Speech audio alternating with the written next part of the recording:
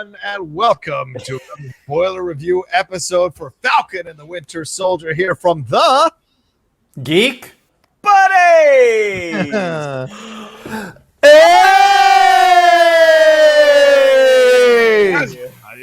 That's me throwing the shit. We got so much to get into today off episode 5 here of the Falcon and the Winter Soldier. There's so much happened. We went to a bunch of locations. Already, this is the longest episode yet in the series, 58 minutes. It's called Truth, and we'll tell you why it's called Truth and get into all of that. But let's introduce ourselves first. I am the Outlaw John Rocha, writer, producer, and CEO of the Outlaw Nation. Over to my left or right, depending on how you're looking at the screen, is Michael Vogel, writer and producer of animated TV shows and movies. That's right. And right below me is This is Shannon McClung. I'm an animation writer and a television actor where you may have seen me on Brooklyn Nine-Nine, Silicon Valley, or Modern Family. There you go. And ladies and gentlemen, we've been having so much fun this week or this series doing these reviews with this gentleman who's joining us as our guest. I don't need your pointing, Mike. I know how to do this, goddammit. Mike Kalinowski, how are you? Gentlemen, how are we? How are you feeling? How's your life? I got that second dose right now. I got my second dose of that super soldier serum, so I'm not feeling any rage right now. So I'm doing all right. All right. Do you want to do this? If you see me during the middle of this thing, I'm like going down here. that explains what happens. You don't want to do this. We do want to do this. We do want to. We're getting into so much here happening, and this is I guess second to last spoiler warning here. We are going to spoil everything in the episode, so if you haven't watched the episode, please do yourself a favor. Go watch it and then come back and join us here. Let's go around the horn first. Our general overall feelings out of this episode. Vogel, we'll start with you, brother. 58 minutes. Truth, what did you feel? It was a good 58 minutes for me. I was happy.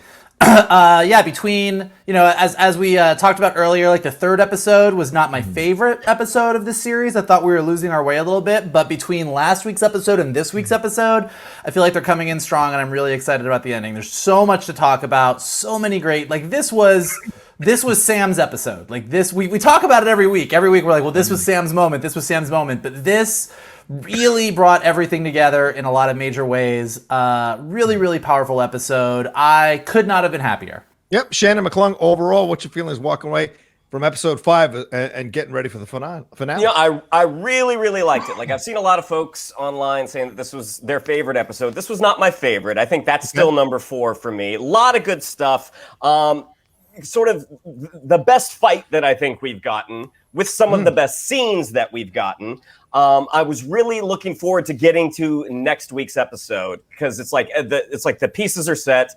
Yeah. I'm so excited for what's going to happen. And after watching it a second time, I may have to bust out my tinfoil hat. Oh, Mephisto! All right, Kalinowski, what's your feeling on this? As a massive Captain America fan, we got so much teased throughout this episode. What did you feel, brother? McClung, I feel like you're hanging me out to dry here, buddy. Last time when we watched that episode, we looked at each other and we both kind of had the same feeling. I went home, I go online to see our circle of friends, and everyone was raving about this episode. While I didn't love parts of it, individual scenes, there were 2 major things that as we get into the scenes, I'll be like, these are giant plot points that are really chapping me, that they've not been addressed. That, like, I know a lot of you guys had a problem, and I did too, to a certain extent, with the Zemo escaping from the jail and that kind of thing. There are 2 things that are happening with this series that has not addressed it. One minor, one major. That's really kind of like, I need this answered. I need to know what the hell's going on because it's mucking everything up for me. Yeah, I thought we had some of the strongest scenes we've seen in the show. So it was a mixed bag. I put this, if I'm rating all 5 episodes so far, this is in the middle. Wow. It's not the best and it's not the worst. It's right in the middle. I will say this, and McClung and I got some fight back on this.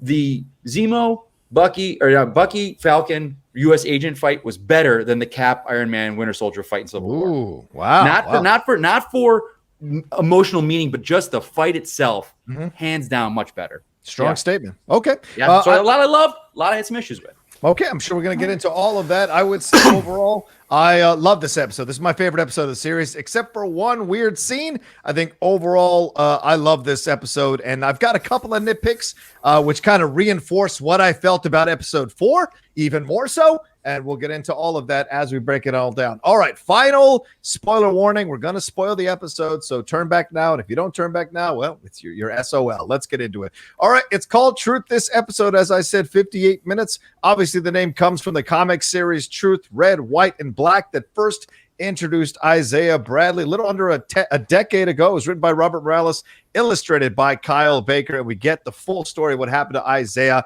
and get that backstory, which we'll see in the episode a little bit later. We start off with Walker running away into some random factory in some Eastern European countries, replaying his actions at the end of the last episode. He's processing his anger, hearing Lamar's words. We're seeing the blood on the shield in the camera. Sam and Bucky show up. Eventually, they find Walker after Walker kind of composes himself and says to himself that it's time to go to work. You can really see the PTSD is working overtime on Walker's face and in his actions and his physicality that Wyatt Russell is doing so well. Walker stands there defending himself. Sam, because he's good to his word, Sam offers him a way out. Sam knows he's dealt with these things, these people who come back from war. He has navigated this. He is trying to offer Walker a way out. He asks for the shield. Walker immediately clicks in, thinks they're coming for the shield, and then a massive fight ensues.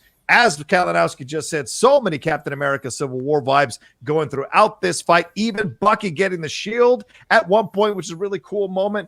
Why are you making me do this? The classic abuser, physical abuser thing to yell. Bucky is down. Shield is separated. Walker and Sam battle. Walker shortcuts Sam's wings and is about to actually kill him with the shield. Yet again, Bucky interferes. They break Walker's arm, in essence, knock him out. Bucky picks up the shield, drops it near Sam's head as a further way of saying you should have never given up the shield. Sam picks it up, wipes the blood off of it. End of scene. Michael Vogel, what an intro to this episode coming out of what happened last episode. What are your thoughts on this scene? It was pretty powerful. I'm glad that we, when we saw the sort of mid-season or last 2 episodes trailer and they kind of teased this moment and everyone was like, are we going to get this Civil War inspired battle? Are we going to get it? I thought in my head that this was somehow going to be like the finale of the episode, that we were going to build to this. So I was actually really happy that we just dove into this right away. Like just dove right into this major fight scene that has, as you guys were pointing out, these echoes of the Bucky Cap Tony fight from Civil War. Right. I kept thinking of our buddy Shannon down there, who loves to talk about how they're doing a really good job with Falcon, using his flight as an action choreography in addition to actually flying, and there was a lot of that going on in this sequence. I thought there was a lot of really great character moments. I mean, you really saw with Walker how the shadow of Lamar still is over him. As much as we talked about how Hoskins was like this tether for him, the guy who like was the one that kept him from kind of going over the edge sometimes, you saw how he like was focusing on those memories at the very beginning, like everything that Lamar was saying, like, you told me that I shouldn't go in there, I should have listened to you, why did I go in there? You hear Lamar Hoskins saying the suit comes with expectations, so you really see him spiraling. And a couple small moments I liked, since a lot of this episode deals with how Bucky feels about himself, I really loved that moment when Bucky and Sam show up and they're trying to talk him down. Yep. And Bucky's like, you don't want to go down this road. And Walker just so dismissively is like, yeah, I'm not like you. And Bucky doesn't even argue the point. Right. It's like, it's a really small moment, but even though this is really Walker's scene, you get this really nice little moment where you see that Bucky's like, yeah, I'm not going to argue with you. Like, I'm a shitty guy, which really, I think pays off really big for Bucky later on. And then, we all saw it in the trailer, but really you don't want to do this. And Bucky's like, yeah, we do. And just that fight goes down. And a couple, I really liked the fact that this is the first time that Sam uses the shield. I mean, he is the one who sort of takes Walker down in that penultimate moment. Like, Bucky's holding him, Sam gets a hold of the shield, and it's the first moment that he uses the shield to take down a bad guy. And then, as you said, just the idea that the fact that Bucky gets the shield at the end and just drops it next to Sam and kind of walks off, as if saying, I told you so. Yeah. It's like, it's the most visceral I told you so that we've seen. So really sets everything up for the rest of this episode, but really, really powerful. And really for all 3 of these guys, as much as this is an amazing action sequence, it's my favorite kind of action sequence because you really understand emotionally why everyone is so invested in what's going on. Absolutely. Listen, Shannon, you mentioned you write action scenes a lot. You're known for writing action. What did you feel about this one? Do you think it rivals Captain America Civil War, or is possibly a better fight scene than Captain America Civil War overall choreography was? I mean, I think Captain America Civil War, just because it's so expansive that it kind of goes all over that silo, I think that's where it has the advantage just from a spectacle standpoint. But it gets close just because Falcon using his wings, Falcon using his jetpack to do a backflip kick, like full on Mortal Kombat style. I mean, all that stuff is so much fun. And the thing, I think emotionally, where it's may surpass the Civil War battle is the fact that in Civil War, you've got two super soldiers and a guy in an iron suit wailing on each other. Sam's got some wings, which he can use, but I mean, this is a guy who is very exposed. And especially, Bucky and Sam are trying to disarm Walker. Walker, especially towards the end, he is trying to kill these guys. He is literally trying to kill them. And he's trying to kill them because they want the shield. And that is the only, his life is not threatened. And it's like, if he's not going to give him the shield, they're going to take it by force. And he responds as Walker has shown us that he does. It is a non-proportional response. He goes over. And so it was so, it was just a very, very visceral fight. I love Bucky dropping the shield at the end because he's still in that camp of Sam made a mistake. And he looks at him like he did not help matters, but this is your fault. And I like that Sam, the first thing he did was he tried to wipe the blood off. He's trying to cleanse this Captain America legacy. It was so good. And just the desperation in Wyatt Russell's voice that I am Captain America. I mean, as you said, John, it's that abuser. It's like, why are you making me do this? I mean, it was such a great way to kick the episode off. Yeah, Kalinowski, it was chilling, and yet you felt sympathy because you understand, or at least I did, you understand the PTSD aspects that are really influencing Walker's behavior in this moment. He's spoken constantly about not feeling like he belongs. He said this in the last episode in that scene with Lamar before Lamar gets killed. I want to do good. I can do good as Captain America. And now there's almost a desperation to retain this identity because he needs it so much to be who he is at this point. And he's a bit lost. What did you feel overall this scene and the fight and also some of the emotional beats within it? I think I might have gotten a different take than you guys. Yeah, the shield was an afterthought. They were there to arrest him. They were there to bring him into justice. Right. They were not. The shield, of course, was like a side thing. But again, it wasn't Sam's to take at that point. It's the government's property. So he's not there. Well, we find out later, is it though? Yeah, it's not, but they don't know that. He took the government gave it to him. It's not his to take back in the morning. They're there to bring him in.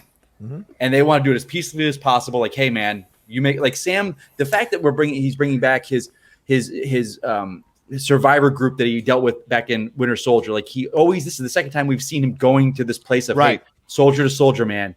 Let's do this. Let's not do this way. And Walker, and especially the later scenes we'll talk about, he's not a guy that decided to be a vigilante on his own and go out for justice. He is a product of the government. He is made by the government. He is endorsed by the government, doing what the government is telling him to do. So I've never been in that service, so I can't say this, but it's like, it's hard to say feeling sorry for someone because the actions he's doing. It's not the right thing, but you see he doesn't have the mental capacity to deal with it and to see right and wrong. And you see what he's doing is wrong and the way he's going about it is wrong. Yeah. But everything leading up to this, and then to see these two men that, are not government sanctioned trying to come here and tell him his job. He's like, no, this is my job. And I think, Shannon, were you the one that said you thought in the trailer that Bucky might die? And the fact where he's like, yeah, we kind of do. So yeah, there was definitely a sense of that got to me. That to me got into, I felt more of like this brings him back to the Brooklyn kid with a scrapper with Steve, with that bully is like, yeah, you know what, you're a bully. Yeah, I do want to do this. I love, you used to pick on people. I've seen it before.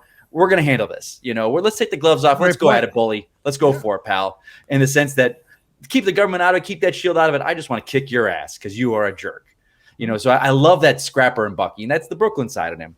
But again, for me with the Civil War, analogy. Like I found it was, and this just taking the character out of it, just so well choreographed. We saw everything that happened. They didn't. The one thing in Civil War that they did a lot that I didn't care for, and the stunt team on that movie spoke up a lot about it. They ramped up the speed on everything for the fighting. It like would speed up they speed ramped it with the film, so it gave it a weird feeling. Especially when Steve and Bucky are throwing the shield to each other and taking turns beating him. It's like it was fast forwarded a lot. And this, they didn't use that because the actors were doing it there.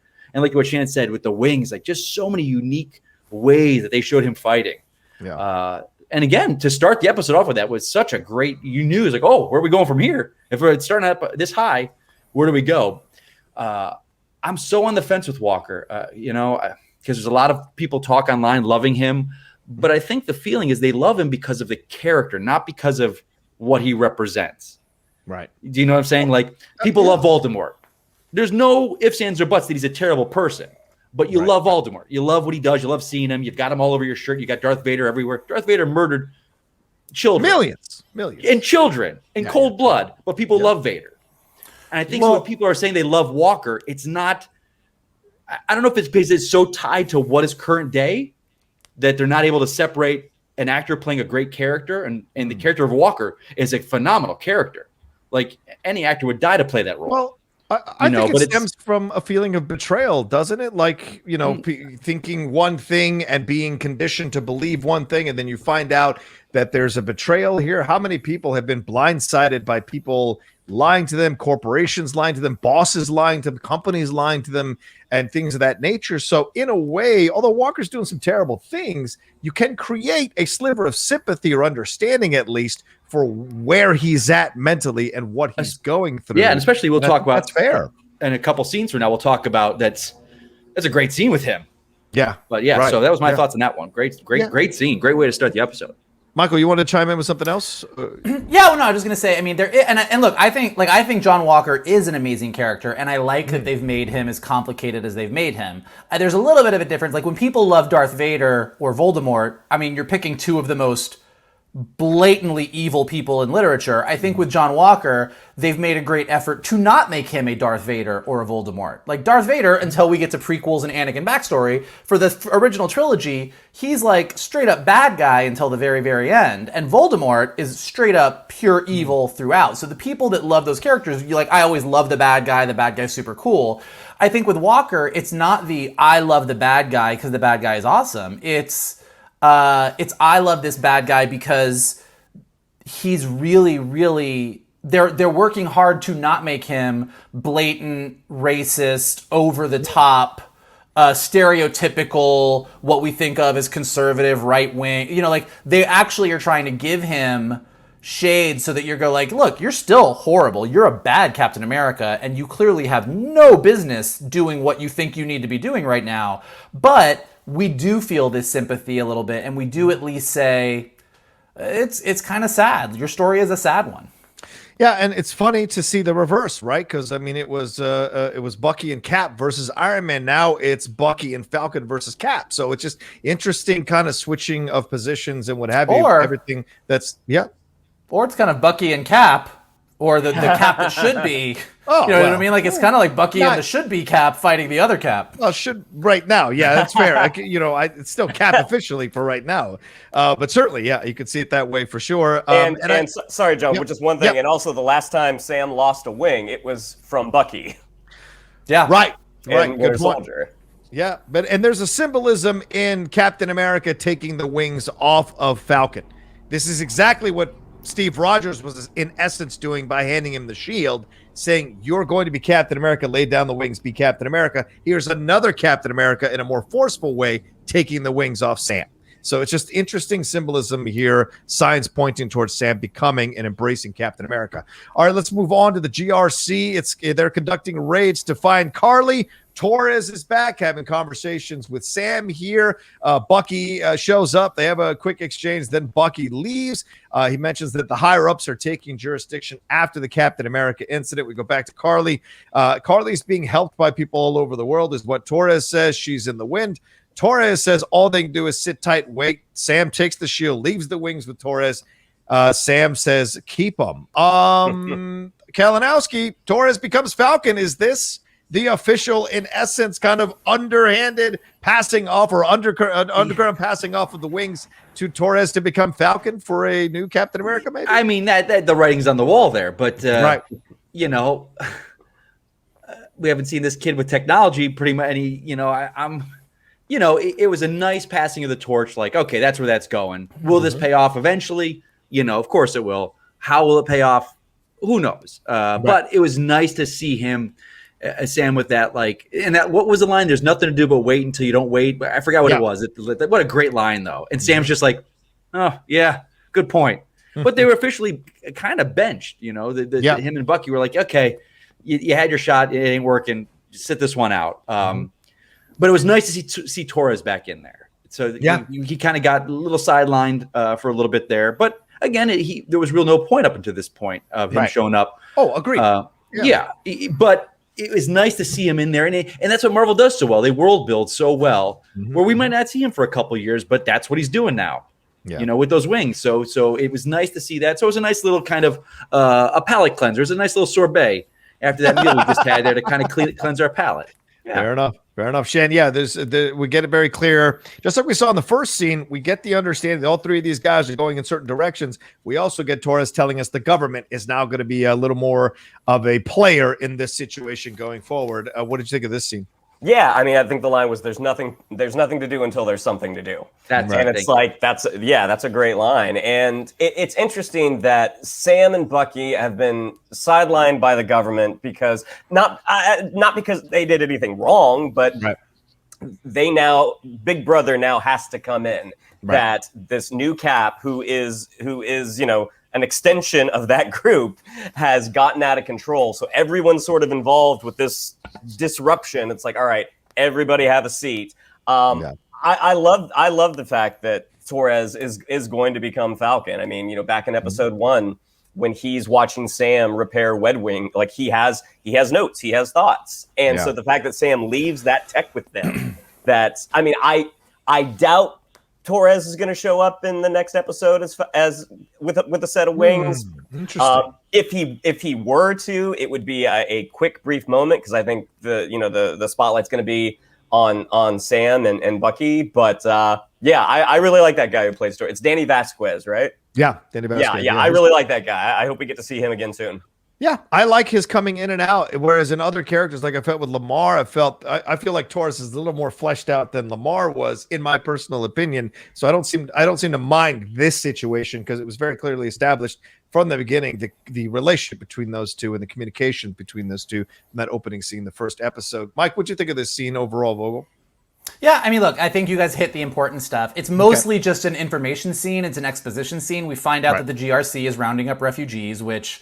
yeah, the government is treating refugees like criminals, which we'll get into a little bit further in the Flag Smasher scene coming up. We get that Sam is grounded. Like, we kind of set the stage for everything that's going on. And then the big moment, as you guys are saying, is the Torres of it all. And just seeing that shot of Torres kind of having his hand on the wings, kind of caressing the wings a little bit. Like, it's very, very clear that this is as much as Sam kind of takes the shield and walks out with it in his hands, Torres has those wings in his hand. And I do think you're right, Johnny. It's actually really interesting, kind of following up on our conversation last week about Hoskins. It's really if you really look down, Hoskins has more airtime than Torres does. Right. But to your point, something about Torres feels a bit more well-rounded to you. And I think it's an interesting thing to look at the writing of it. When you look at those scenes between Torres and Sam, Torres is Sam's guy in this show as much as Hoskins was Walker's. But with Torres, you got a little bit more early on of him sort of asking Sam about the Avengers and is Cap on the moon. And it's I was saying last week, getting those little lines in there where you add a little bit of a dimension to the character where Torres isn't just saying, hey, Sam, what do you need? Hey, Sam, let me help you. Hey, Sam, I'm on your side. But you get those little extra shades of, oh, he's into the superhero thing. He's reading those message boards about Cap. Those little details really, really subtly in your mind, even if you're not a writer, make you think you know a character a little bit more than you do, even with less screen time. So I think per our conversation about Hoskins, and as we get into that later on, it's a good thing to point out about Torres that there is another shade to him, and I think that's good for where he's going to hopefully go. And also, Vogel, Torres got that sequence in episode 1 by himself. I was just going to say that. The Flag Smashers. With the Flag That's a really great point. Absolutely. That's exactly what I was going to say. That's the difference, I think, between Torres and the Hoskins approach, for sure. All right, let's jump into Washington, D.C. Protests outside. Walker sees the protest through the window. This is the Senate calling him to task. The same a-hole who gave him the shield is all of a sudden grandstanding. Where have we seen that before? Behind a dais saying, he is relieved of Captain America. Walker tries to defend himself calmly a couple of times. The senator doesn't want to hear about it. Said it's not a discussion. Walker pushes back that he has lived by America's mandate, and he slams the desk down, really trying to get them to see, which of course is not a good look, but once again, his PTSD kind of taken over the frustration of what he's feeling as well. It is decided that Walker is going to be given an other than honorable discharge, which, as I can tell you as a military man, that's an embarrassing discharge to have from the service. He is going to be stripped of his rank in his discharge and no benefits in retirement. He responds, "You built me," which I think is pretty fantastic. Then says, "I am Captain America." Then walks away from the guy, says, "Not anymore." And as he walks away, the senator yells out, "Give us the shield." What the hell? And then his wife suddenly shows up all of a sudden, recommends that he visits Lamar's parents, rather. She was there the whole time. Well, she suddenly shows up in the show after how long? And then suddenly we hear these boots walking up, and out of nowhere, it is Julia Louis-Dreyfus as Valentina Allegro de Fontaine. Funny introduction, and then kind of just pushes the wife out of the way.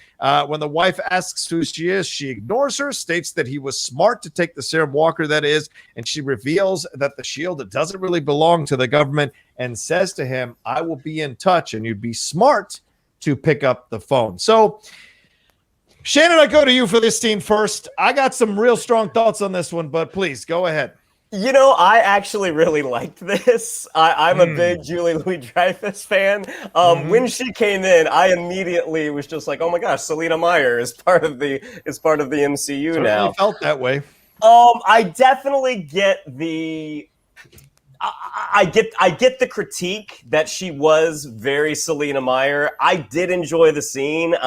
It seems like, to me, like Kalinowski and I already discussed this, I'm like, okay, so she's going to be the one that gets the Thunderbolts started. Like it's going to be her rounding Walker and Zemo up and whatever other bad guys, reformed bad guys we can find. I liked it, and knowing her dramatic work that she has done, which most folks don't know, that she's a really good dramatic performer. I mean, thinking like Enough Said, like the vulnerability that she portrayed in that movie, I think they can absolutely get that villain gear out of her as well. Like I was happy with it, but I understand the critique. Let me jump in here before I go to Vogel or Kalinowski. I loved the scene here with Walker and the senator. I think it's really powerful as a guy who served. There was just resonance through this scene that I understand. Having spoken with people who served, some of the way that people feel about the betrayal of the government towards the military, we've seen that for decades, right? You could argue nowadays that's even more prevalent. The feeling of what have they done for us, and this feeling of being constructed by the military and the government, and then abandoned by the government that supposedly loves the military so much. It's such a powerfully resonant scene, and seeing what Wyatt Russell does here, pushing back against that corrupt senator who was grandstanding at his expense, strips him of his rank, strips him of his benefits. It's so terrible, and this is such a powerful scene. And he walks out, because that's his way of being like, I'm taking some semblance of power back in this situation. You don't own me. I am Captain America in my mind. And he walks out, and as his wife is consoling him, this actress who's had really limited screen time here, which is mind-blowing to me when you think about the fact that this is the wife of this guy. He'd probably be calling her every night to talk about the shit he's going through. And as soon as she's having just a little bit of emotional connection with this guy, here comes Julie Louis-Dreyfus, pushes her out of the way, sits down, and has this quirky little quippy little back and forth with Wyatt Russell. I just felt tonally it was the wrong time to have a scene like that, or to have that comedic rhythm to the scene. And that actress already barely gets any screen time to play the wife. To have her get pushed away like that and ignored, I thought was just struck the wrong tone for me personally. But Vogel, I go to you. What did you think about these two scenes back to back overall? Well, I agree with you about the Wyatt Russell, about the hearing. I thought that was a great scene. I thought Wyatt Russell, I think, again, as we were saying about John Walker, like, I don't know, like, the politician who's running it, like, you said he's corrupt. I don't know that he's corrupt. I think he's just generally a shitty politician, but I don't know that he's a bad guy in any way. What about when we see him later, when he's like, just round up the refugees, shove them into the camp? I mean... Again, I'm not saying he's a good guy. Oh, you're saying he's just a bad guy. Being a shitty politician who is self-absorbed or into his own thing and being corrupt, as in I'm on the take or I'm a villain in some way. Yeah. I think he's a typical, what we assume stereotypically corrupt politicians are like, self-serving and everything else. It's probably related to Hayward. Like it's a shitty politician island. But I think that, again, to what we were saying about Walker, as much as I think Walker is a bad dude, the points that he makes here, the points that he makes about, you guys made me, you guys gave me a mandate, I followed that mandate, you built me, you made me, I'm Captain America because this is what you asked me to do. Yeah. He's not wrong in any of that. Like, he's right in that way, and the fact that the government is trying to just completely dismiss and distance themselves from him, as opposed to let's dive in and figure out what went wrong. I think he kind of probably does get the right punishment that he deserves for killing a dude. I mean, I don't know. I think that he kills a guy and he keeps telling everybody he killed this guy because this is the guy that killed Lamar, when he is not the guy that killed Lamar. And so, again, like, I think I'm not trying to paint this in any kind of, I think Walker deserved better or Walker was justified in any way, shape, or form, but I do think he makes good points about when we talk about soldiers and we talk about what we expect our soldiers to do when we send them overseas, and then what happens to soldiers when they come back. I mean, that is what he's kind of talking about here in a very superhero-centric, specific way, but I think it's really interesting stuff. I'm with Shannon on the next scene because I love Julia Louis-Dreyfus. I love that she's in the Marvel Universe.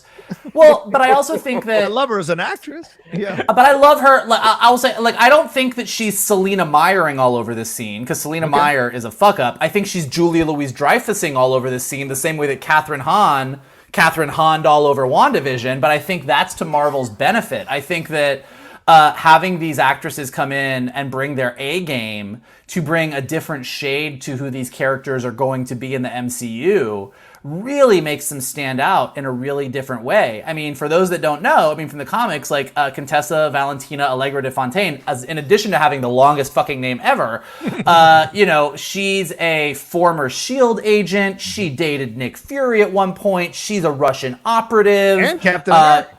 Yeah. She's also goes by the name Madam Hydra.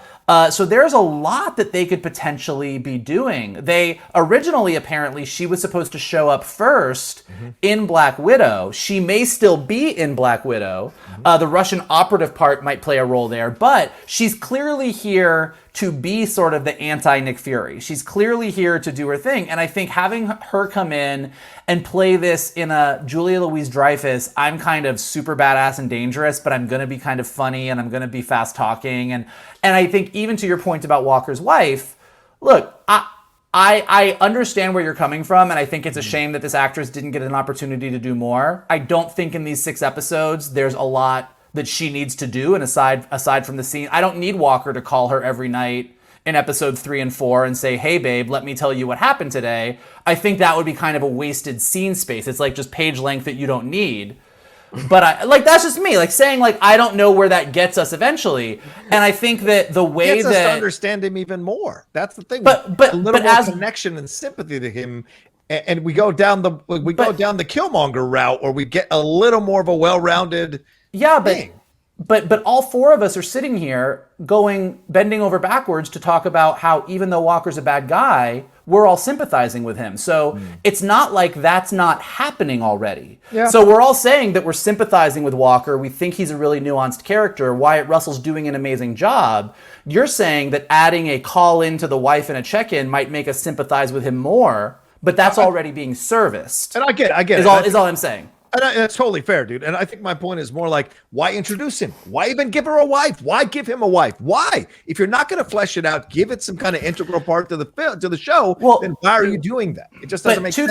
Two things. Like, so one broad point and one specifically to the scene. Broadpoint, I think giving him a wife shows that he's not some lone wolf. Like, just the fact that she even exists, and we see her in the beginning, and we see her in the hearing, and we see her here, and this is where, like, I think rounds him out a little bit more. Same as we were talking about Joaquin Torres, same as we're talking about everybody. A little bit goes a long way. Just knowing he has this wife is of value to understanding who he is as a character.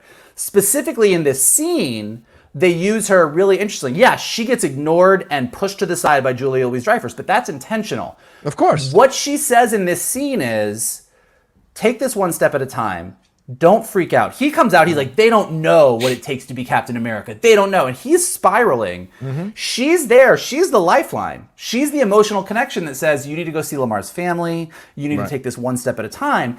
And, Contessa Valentina comes in, sits right in front of her, blocks her in the camera shot, and kind of is like, oh, you married this firecracker, good job, but completely dismisses her and gives Walker a different lifeline, one that he is much more tempted by. So even the way that they use her by ignoring her, again, probably shitty for the actress playing her, but I think is important in this scene in the way that it shows what Contessa does. It kind of shows you right away who she is, and since she is someone who is clearly going to be a bigger role in the Marvel Universe, it's used in an interesting way. So I liked it all. I like Julia Louis-Dreyfus in this role. I think that Julia Louis-Dreyfus is the anti-Nick Fury who may or may not have dated Nick Fury, who may be putting the Thunderbolts together, or maybe bringing Hydra back together, or maybe the Power Broker, is all very, very interesting to me, and I'm excited to see where it goes. Could be that for sure. And the actress's name is Gabrielle Bidlos. I don't want to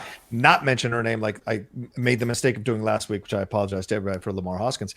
But talk to me, Kalinowski. What do you think overall these two scenes juxtaposed to each other? I think the Walker scene was so good because, again, you made me. And what I love is the politician. You can tell that politician was at the forefront of putting a new Captain America out there, and he was championing John Walker every step of the way. Gave it to Walker. Arm on his shoulder with photo ops, like, make sure you get this for my constituents, and make sure you get this. And he just sold him out. What I love about Walker, and people, we don't think enough about because it's so subtle, is I'm sure there were hundreds of applicants that they were looking at. And one of the reasons I'm sure he was picked because he looks like Chris Evans or Steve Rogers. They do, if you notice, his hair is long and blonde, like not Captain America more modern, but the original Captain America, the way he looked with that blonde hair. They made him, and like, to me, I think back, he is Gilmore Hodge in and First Avenger. He's that guy who he's not going to be Captain America, but that's Gilmore Hodge. He's the bully. So everything, he is being built and groomed to be Steve Rogers. And he's not Steve Rogers. So he is a byproduct of what he was going through. He was going through the audition process and jumping through the hoops and beating every guy in physical tests. And he was their guy. And now they sold him out. And the fact when they do the no benefits, like, and they do a shot on his wife, like they took everything from him. And I'm of the mind, I think the wife is, I mean, Shannon and I talked a little about this, and this maybe comes from more of an acting background. Sometimes in a TV show or something, you're cop number one and your job is to go, he went that way. And that's your job in the script. Totally. For her, that's her job. She's there to show he's got a life. He is loved by someone. He's not this guy that goes home and he's by himself and he's a loner. Right. He's a loving husband as far as we know, So I don't see the problem with that. I think it's established, so we'll see more of her. And then to see Val show up. And this was great because she comes in, and I'm a Val fan where she was Fury's right hand. Like the two of them were S.H.I.E.L.D. together, and they were so good, and she's such a good foil to him. And the last time I remember seeing her in the comics was Secret Invasion, when they were kind of bringing everyone out and finding everything, and she was off on her own. She's such a strong character. Marvel kind of gave Maria Hill, or the MCU gave Maria Hill the Val role. So there's no more S.H.I.E.L.D. anymore. I'm of the mind, now hearing the stuff about her being in Black Widow, She was Madam Hydra and Viper, and she was in Madripoor. Like, I'm of the mind she's this new Hydra. Or the new, I don't think she's Thunderbolts. I still think Ross will put the Thunderbolts together. Okay. And what threw me off, this is weird, guys. Did you guys notice in the comics she's always had a white stripe, and to see it was purple? That to me, and Marvel doesn't do anything half-assed, and they don't do anything without a reason. So that was I'm like, why didn't they do the white? Why is it purple? Well, so I'm kind of like Agatha Harkness's magic is purple. Julia Louis-Dreyfus' stripe is purple. Oh, Julia Louis-Dreyfus is Mephisto. Totally makes sense to me. Wait. Boom. You heard it here first. Here we go. Baron Zemo's mask is purple, right? It's Oh God, here we go. Rocha, I think I'm with you, buddy, because I love Julia Louis-Dreyfus. I think she's phenomenal.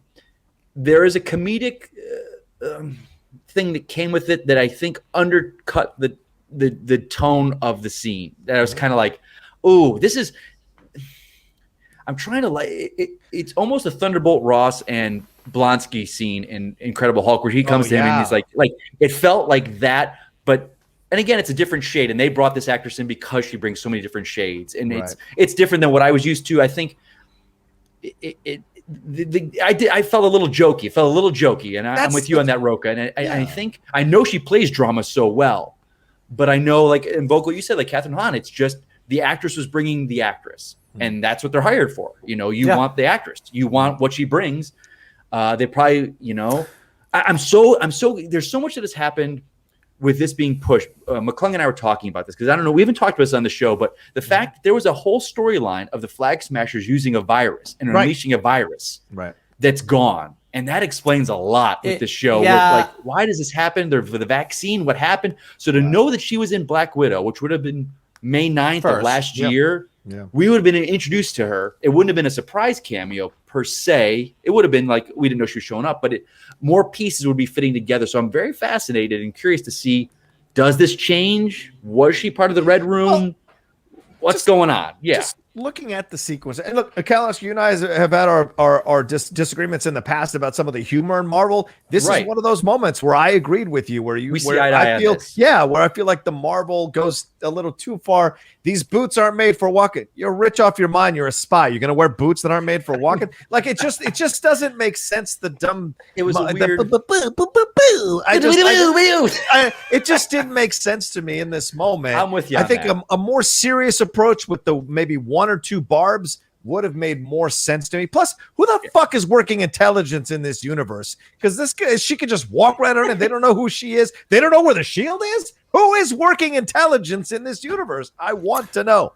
Anyway, all right. Yeah, I'm with you on that one. Again, I'm happy for the actress. I love the actress. Of course. Just the comedy. Yeah. Especially coming off the scene where with this man, I mean, God, that scene with the Senate and that senator, that slimy son of a bitch throwing him out like that because you knew he was champion. He was walking him around fundraisers on his arm and to sell, he's like, you're not captain. And Walker's like, you made me. Right. It's like, oh, God, he's so good in that role. I love him. So before we, just two things really quickly before here we go. on. You're talking No, really quickly. One thing, just the slight counterpoint to the comedy humor part, because like, look, and everyone has their different take on it. Like, there's a lot of the buddy comedy stuff earlier in like episode 2 and 3 that I thought wasn't working that other people really liked. So this is a completely subjective thing. Yeah. What I liked about her take on the Contessa is that there is a casual humor that she's going to bring to this where she's kind of like, oh, I don't care. But that she actually is super dangerous. Like, I think there's something interesting in someone who is so powerful that they can act casual. I find that interesting, and that's what I took away from the scene. But it's like, it's completely subjective, whatever. The other thing, just to the point about the shield, because I had forgotten about, to bring this up, it's really, really important for later on. I think, like my brother and I were talking about it when we watched it this morning. They bring up the shield a few times. The fact that the politician says to Walker as he walks out, "Return the shield," and then immediately after, the Contessa shows up to remind us and tell Walker that the shield isn't really government property. I think it's really actually very important that they put those two things in there, and we'll get to later why, but I thought it was really interesting, so I just wanted to flag that before we move forward. But that once again, it is this idea of like the government is not what it says it is, and they're doing nefarious shit behind the scenes. So you representing the government, representing the country, what comes with that? So yeah, you're absolutely right, Mike, to bring that up for sure. All right, let's move on to we head to the camp in Sokovia. All the kids and teachers are gone. This is the GRC camp that we saw last episode with Karli. The GRC is taking them down. She becomes even more radicalized and angry and frustrated. How many more people need to die? Blah, blah, blah. And in my opinion, she's not really grasping the danger that she put these people in by being there, in my opinion, and carrying it out her actions. Instead, she wants to blame them who took all the people out and everything that happened there. And then we cut to Zemo and Bucky at the memorial. Zemo says he's not going to kill Bucky. Says Karli is radicalized, and that's very evident from what we just saw from Karli. Says Bucky has to kill Karli. And Bucky says, no, I think I'll just kill you. Raises the weapon. And for a moment, I thought for sure he was going to do it. Then he pulls the old trick of pulling the trigger and then dropping the bullets on the ground. The Dora Milaje show up, take Zemo, and Io reveals that they're taking him to the raft. Io warns him to be scarce in Wakanda for the time being, and then Bucky asks for another favor. Kalinowski, I go to you on this scene. Sir. What do you think about these two scenes back to back here? I find now that anytime we see the Flag Smashers, there's something's missing.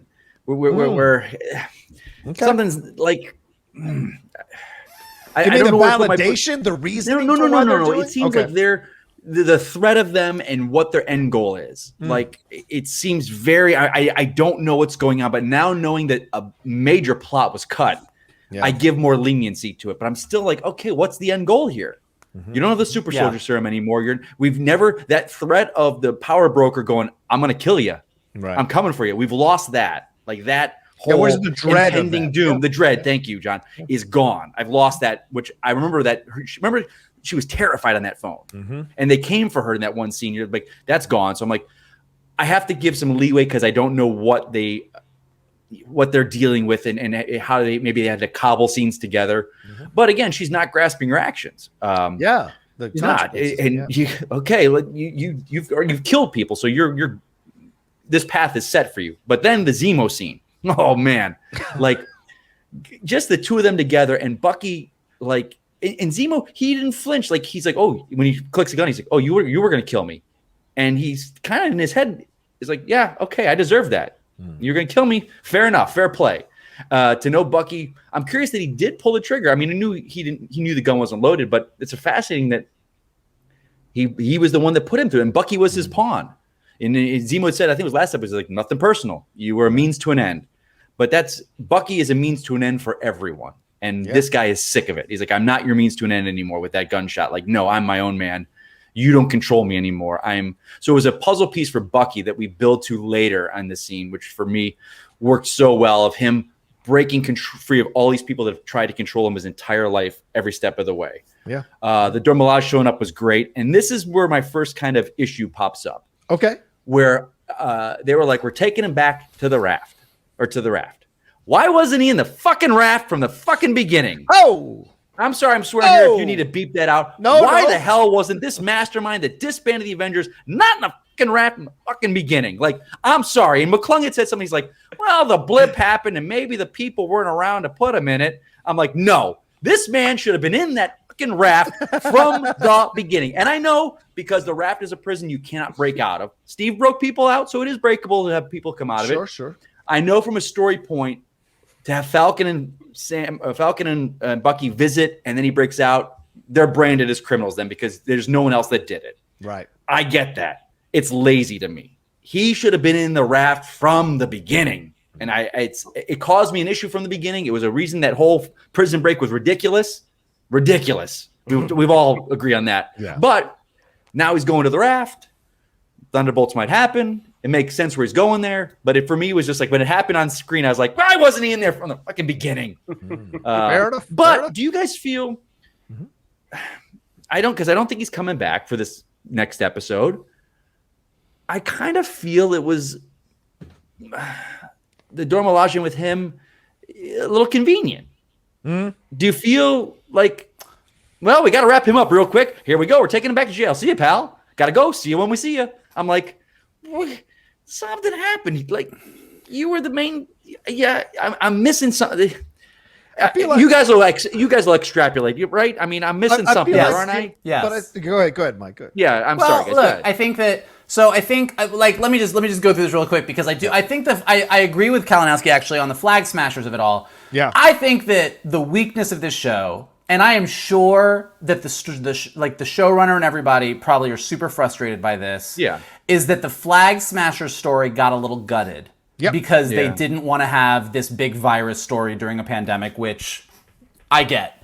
Yeah. So they had to go in and fucking change it, and they just didn't. They did their best. Like they did what they could. So I also, just like Kalinowski, give them leniency. But that is the weakness of this show, is that you're sort of like, I love everything that's going on.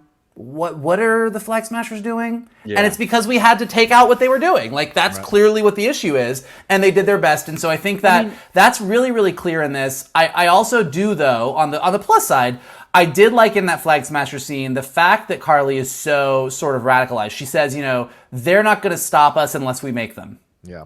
And is getting radicalized, which is interesting because Zemo, on the other side, as we're about to get to him, has been saying to Sam and Bucky, she's not going to stop unless we make her.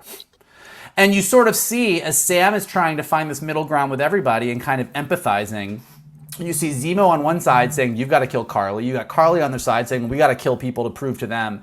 And you see how radicalizing works. You see how people who believe in their causes, whether it be Zemo or Karli or anybody, go to their limits, or Walker. Yeah. And you see Sam in the middle of all this, which I think is really, really interesting. And then getting to Zemo at the Sokovia Monument, it was a great scene. The Bucky stuff was great. The interplay between the two of them was great. I loved the whole idea that he tried to play on that Bucky fact. He's like, Sam is stubborn the way Steve was, but you're trained to kill, so you'll do it. And Bucky proving him wrong was great. To Kalinowski's point about Zemo, here's where I'm frustrated. Daniel Brühl has made the most of this. Oh, yeah. He's one of the best things about the show. Yeah. He's made me fall in love with Zemo. He's great. His role in this seems so odd to me. It's like sort of what we talked about episode 3 when he put his mask on for 2 seconds and took it off. It really feels like Marvel was like, we really want to see him in the mask. And everyone on the show was like, I guess, sure. We'll do it for these 2 seconds for the fan. But the mask makes no sense. He took the mask. He wore the mask for a second. He took the mask off. The mask doesn't mean anything. There's no reason for him to wear it. Yeah. And to Kalinowski's point, there's also kind of well, what did Zemo, from a plot point, got us to Madripoor, got us to a few places, but his role here was more, let's show how Zemo is super smart, and from a theme standpoint, let's have him express some ideas about the super soldier serum and what it means. But his role seems kind of like, okay, and now we're going to conveniently get rid of him until we need him again for Thunderbolts or whatever else we need him for. It doesn't really feel like he was integral to this story in the way that he was hyped up to be and that we kind of want him to be. Which it's and it's a mixed bag, because on the one hand, I do feel like it doesn't quite feel, to Kalinowski, it feels a little bit like, okay, now we brushed him off until we need him again for the MCU. And on the other hand, he was fantastic, and every scene he was in was great, and I loved him, and he gave us the best gif of the entire series. So it's great that he was there, but I do agree with Kalinowski on what did Zemo really get us at the end of the day. Did you feel, Mike, he was meant to be like a Hannibal Lecter type character? Oh, yeah. Which I think would work. Well, we talked about it. Well, and I think it did work insofar as we said last week, we liked that about him. I like that he is this chess player, thinking 10 steps ahead, has a philosophy on superheroes that is maybe a little extreme, but also somewhat justified. He's way more likable and interesting as a character to me now than he was in Civil War even. And so I'm excited to see more of him. And I think that the way they wrote him in this, and the scenes they gave him, and the lines about, Sam dressed as a pimp or anything else, he was just so well written. But at the same time, and I don't know if this is maybe part and parcel with the whole virus thing. Did Zemo's role get sort of reworked a little bit too because of that? It could be. There could have been more here for sure. Shannon, what did you think overall about these two scenes juxtaposed, and answer Kalinowski's question about Zemo as well? Yeah, I agree with the Flag Smashers thing. The more the show went on, the more that that one element did become kind of glaring. What is their ultimate goal? In the previously on for this episode, Karli talks about how she wants to smash the shield. And I wonder if that was something that was added afterwards, because other than, Walker chasing after her, I get the symbolism of what the shield represents if she thinks that bad, but I think that was probably a replacement for the ultimate goal. In terms of Zemo, like God, I hope Daniel Brühl isn't gone for long because he was just he was such a magical part of this show, and I did not know that. I guess he's half Spanish, and he gave an interview in Spanish, and to listen to a guy who I've heard speak German, speak English, and then just speaking Spanish like a native speaker, like God, this guy, there's nothing this guy can't do. In terms of like what Vogel said, like they want him in the story and they need this thing to happen. And it doesn't actually make sense the way it happens. Like, I don't know why the Dora Milaje would take him to the raft. Right. I was confused by that as well. Yeah. He assassinated their king. Like, if he's broken out of jail, they're going to take him to Wakanda. Like, he's going to face justice there. Right. But, you know, they're not going to be, the Thunderbolts aren't going to be able to recruit him in Wakanda. So that's why he's going to the raft. It's one of those things. It's like, this is what we needed to happen. So we're just going to make it happen quickly. And I do think that Marvel is 90% of the time really good at this. And look, this is clearly we all thought the same thing. Like, Io would be like, I'm taking him to Wakanda. As soon as they're like, we're going to take him to the raft, I'm like, you, the Dora Milaje, are going to take him to General Ross at the raft, which is a U.S. prison? Yeah. And I'm like, sounds like the Thunderbolts are coming because there's no other reason for that. But like, and I just thought about this. Do you guys realize, because, you know, Zemo's against superheroes. That's his thing. Hates them, this and that. He puts on a mask.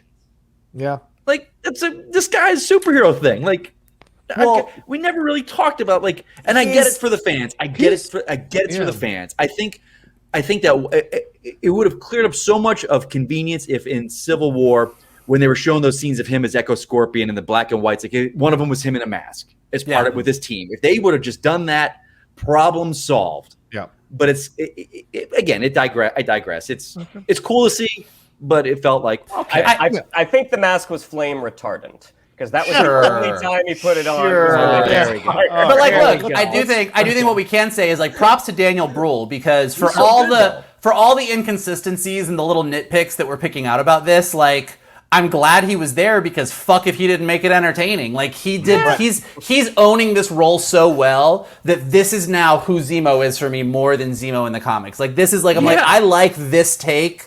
I'm into it. I'm on board. So despite the would the Dora Milaje take him to the raft, despite the I put the mask on for 2 seconds for no real reason, I'm still super on board for more Zemo in the MCU. Yeah, and I think this is what Feige did, though. I think Feige said to them, okay, you know, I got your story. We need to put Zemo in here. I'd like to have Zemo in here in some way, because what they've done essentially is completely change your mind, as Michael just pointed out, about Zemo. So wherever he ends up next, you're going to be excited. Just because I would argue I've enjoyed this Zemo way more than I did in Avengers Age of or whatever he was in Civil War. Civil War, sorry. I've enjoyed him more in this than I did in Civil War. I think there's more here to enjoy and relish, and there's more dimensions to the character overall. Sorry, we say you make a great point, because in Civil War I felt, because I did love the character of Zemo so much from the comics, I'm like, they kind of just are using the name Zemo because it's a Cap villain and it fits in. Right. But seeing this now, it's like, oh yeah, they, you know, and that's what they do. And then we're going to get to it in a little bit here. What Feige, I'm glad you brought up, because Feige talking about what he does and does so well. You know, it's gonna, it's peppering my thoughts on a certain thing that we're going to talk about. Yeah, and we're all going on that journey with it and see where it ends up. And I think they do this so that when it spins off, you're going to like Zemo, whatever he ends up, and you're going to want to watch it. Yeah. All right, let's move on to the scene of the show. In my opinion, in Baltimore, Maryland, now we go. Sam goes back to the neighborhood that Isaiah Bradley is living in, sees what I assume is the Patriot there. We don't know yet. Tells Sam that Isaiah Bradley is in the back. Sam has the shield. And he goes back, and we see that Isaiah is tending his garden late at night with his plants and whatever. And they have a conversation. He's got that shield, and he says, "Don't you open that thing." And Isaiah, right off the bat, says, "Stars and stripes don't mean nothing really to me." Sam pushes back, says, "Don't do that bitter old black man thing with me." He responds, "If you ain't bitter, then you're blind." And Sam wants to know what's wrong. Then Bradley talks about the Red Tails, the famous 332. And the famous 332 was another name for the Tuskegee Airmen of World War II, a famous division of the Army Air Force that predominantly was manned by black soldiers. The military was kept racially segregated until 1948, ladies and gentlemen. It's not as far away as you think. And I love this debate. We're watching the older generation black man versus the younger generation black man talking about the experience of serving this country, of representing the country, what have you. It's really powerful here. Sam pushing back, saying Steve did not put you in jail. Bradley reveals that his wife's letters were kept from him, and he died without ever seeing her or hearing from her again. Bradley tells him about the testing with the serum they did on him, that he had other people who were being tested as well, other brothers in combat, soldiers. Says the government lied to them about being tetanus, sent them out on missions, and then he finally hear the story. Bradley tells him that the brass wanted to blow up a POW camp that had his fellow soldiers who had taken the serum, had been injected with this serum. There, he breaks out of the facility where he was at and brings those soldiers back. Remember that when you compare it to what happens in Captain America First Avenger, when he goes and disobeys the rules and brings back Dum Dum and the rest of the Howling Commandos. Bradley says eventually he was the last one left, and he shows his brand on his body to say and show what they did to him for 30 years, which is very reminiscent of those old black and white pictures you see from the Civil War documentary of what they did to slaves. Very powerful stuff. He reveals that a nurse took pity on him, had him declared dead, gave him the letters from his wife, and Sam wants to tell the people. Isaiah shuts that down, says he'd be dead if they let him loose. And then they erased him from history, but they've been doing that for 500 years. And he makes a very powerful statement here saying they will never let a black man be Captain America, and then adds a caveat saying no self-respecting black man would ever want to be Captain America. Sam leaves with the shield, calls Sarah, says he's coming home. Vogel, so much in this scene, brother. What were your feelings as you were watching it? What do you take away from this? I love a great action sequence. I love the spectacle of a superhero movie, but there are certain scenes that are just character scenes, that are emotional scenes that like leave me breathless. Yeah. This scene left me breathless. I was on the edge of my seat for all of it. And I also think this is where representation behind the camera matters. I think having a black showrunner is super important for the show, because I think there's a nuance and subtlety to this sequence, to this whole scene, that if you didn't grow up black, you wouldn't know how to navigate. Yep. And I think that watching this scene made me feel like I was watching a very intimate scene between two people that almost like that I as a white person was like, would never be privy to in any other way. It was really an interesting experience. I thought it was so powerful. I thought that everything he said, I mean, just like Isaiah Bradley's opinion. What I think was great is I'm glad that Marvel went there with this, because everything he said was like everything you want someone to say in a show like this that they probably never quite go up to. Like, you see a lot of superhero shows where they'll be like, well, racism bad. And you're like, okay, well, that's true. Glad we covered it. Yeah. But this sequence between, to your point, the older generation, the younger generation, and everything Isaiah Bradley said, like, those stars and stripes don't mean anything good. Like, it's not good for me. Every black man understands what I'm talking about. And if you're not bitter, you're blind. Right. Like, you should be bitter. This is our history. And then the other part that I thought was interesting is Sam's sort of insistence on saying, look, Steve Rogers didn't put you in jail.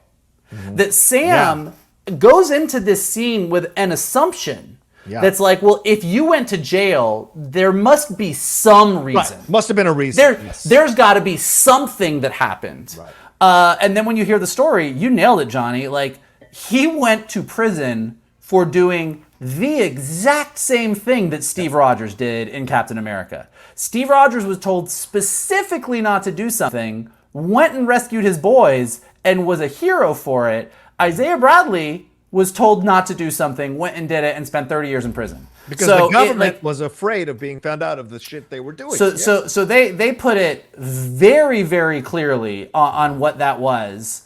And then Sam, then goes like, well, we got to do something. We got to tell somebody. This is important. And Isaiah Bradley just being like, when he says to him, he's like, you think that things are different now? Yeah. Like, things are not different. Like, and especially like just given with everything we're dealing with in the news this week or last week or last year or forever. It's like things aren't different. And everything that Isaiah Bradley says is really true. And then he actually specifically says to him, he's like, you have to think that I went to jail for a reason because you're holding that white man's shield. Yep. Like, he really just puts it, he like hits it on the head.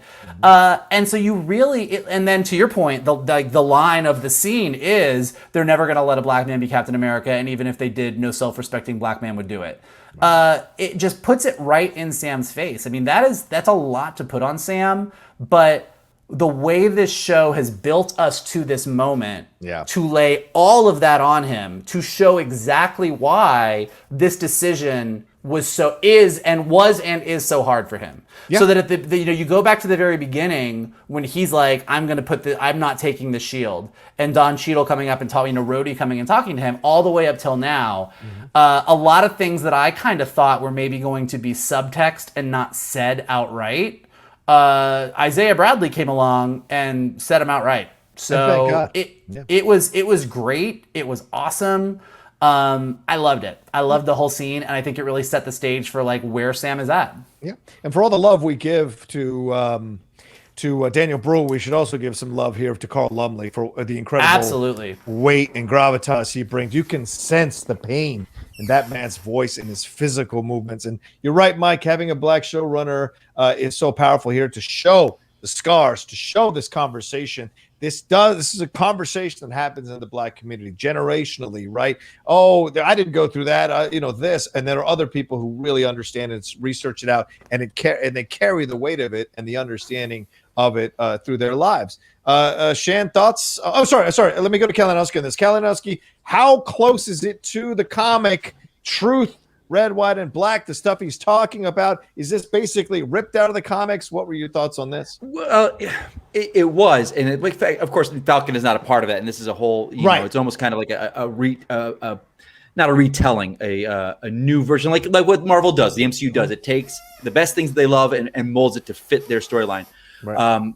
Like Vogel said, for me, when I look at Civil War, the best scene in that movie for me is Steve and Tony talking about signing the Accords in that glass case. Like, I don't care about the airport scene. I don't care about the end battle. It's that scene with the two men. And for me, this scene, being a white guy, not privy to a conversation I'll ever have in my life about anything like these two men were having, but be able to see it and the showrunner and the writers to a level that you're like, holy shit, man. And to know, and to Marvel, I said this from the beginning with the show. I was like, I hope Marvel goes with it with this show. I know what it potential with these characters and what it could do. There's the talk of, we didn't know he was going to be Isaiah Bradley. We didn't know about John Walker and whatnot. But I was like, okay, these are the characters. The pieces are on the board. Are they going to play chess, or is it going to be checkers? And they're playing chess with this because it's so they're going there, and it's tough. And because you'll see the conversations online with our friends, people are either upset about it or they're not, or they're this and that. And what I love is they talk about it's what happens. Like, I think about history and what, like, every day, like, schools in America don't want to talk about Black History Month anymore, and they want to erase that from a teaching curriculum. And we look at our history books and what we were taught, and like, oh shit, I didn't learn that in school. Yeah, because as America, we're embarrassed about it. And to know that America completely, I'm thinking, like, why was there never any pictures of, Isaiah in the capsules? Like, because America would take care of and destroy any piece of information or scrap of information of him on a mission anywhere. It'd be gone, erased. And that's America. We do that. We don't want to think about that we own slaves. Well, we did. And it was only about 50 years ago. Right. We don't want to know about segregation but it was there. It happened. But there's a whole generation that don't want to admit that. It's so powerful. Even now, Kalinowski, we don't want to. Some sections of the country or the world don't want to admit there are two systems of justice. Yeah. A white man can speed off in a huge pickup truck with police around him and weapons drawn and hit a policeman on the head with a hammer and not have one shot fired. One person jumps back into his car and immediately shot in the stomach. Two systems of justice. But what I also love is with the two men, because like he's so that line about like a no self-respecting black man would want to be Captain America. Right. And I see this because I have friends, and we have friends that are, African American and black men. And I see online, and I talk to them, and especially through the past 4 political years, I see I see a type of man that is still harboring resentment and this, and then I see this other generation that are fighting for the future and want like, okay, that's the past, and you can hold on to that anger. I'm not going to be that. I'm not doing that. I am moving forward, and to see them represented by these two men, where Sam is not angry. He is not wanting to fight back, and he's not being talked down to. He's listening to him, but he's also like, I'm charting my own path. And I find that, and I'm just sitting there as a white guy watching this, fascinating. Fascinating, because it's a moral conundrum that he's given that choice. He's like, what's he going to do? Because I don't know at that point. At that point, I'm like, oh God, what a great scene for these two guys. And for me to sit there as a fan of this work, and to know that Marvel's doing it, but also because I see it every day in our friends on Twitter, and we have such a diverse group of our circle, this kind of circle that we all kind of interact in. We have such diverse friends, and they have so many different viewpoints. It's real, it's palpable, and I caught that in that scene because I see it with my friends, and I loved it. Shannon, your thoughts on this? Because I think Michael nails it on the head when he says the entire series is built to this scene, and we've been waiting for this scene, and we finally got it. And I think it was incredibly performed, but also written note perfect of expressing both sides and both points of views about this situation. What did you think overall? Agreed. This is the scene of the series, and before we get to the scene, I want to throw a little shout out to Elijah Richardson, who plays Eli Bradley. For someone who has had very, very limited screen time, this is his second scene. I think he has 3 lines. He makes the most of that. Like that exchange he has with Sam, where he says Isaiah's in the backyard, and Sam says okay, and he's like, I'll be there. Like he's standing up to this world-renowned hero because that's his grandfather. He's like, I'm going to be there. Like don't try to pull anything on my grandfather, like not on my watch. And so I know the MCU has a tendency to recast when like if you have a smaller role, like that happened with the actress who played Cassie Lang in Endgame, like she has been replaced for Quantum Media. And from that perspective, like you understand it, because it's like, well, it's going to be this huge role. We don't know if this performer, we can do it. We want to give it to someone a little more established. And like, I get it, but at the same time, I think it's a shame, because I thought, again, for the limited screen time she had in Endgame, she was great. And I hope that's not what happens to Elijah Richardson's Eli if Patriot does end up making a big screen MCU debut. I'd be real surprised if they did. And it's just like the character will sell it. The character will sell it. The actor 100%. Give the actor the chance, and he'll grow into it. The character will sell it. You don't need a name for the role. Going to the scene, like I had actually read online, because I thought the scene was incredibly powerful. In my notes, I just wrote, "God, Karli Lumbly is so good."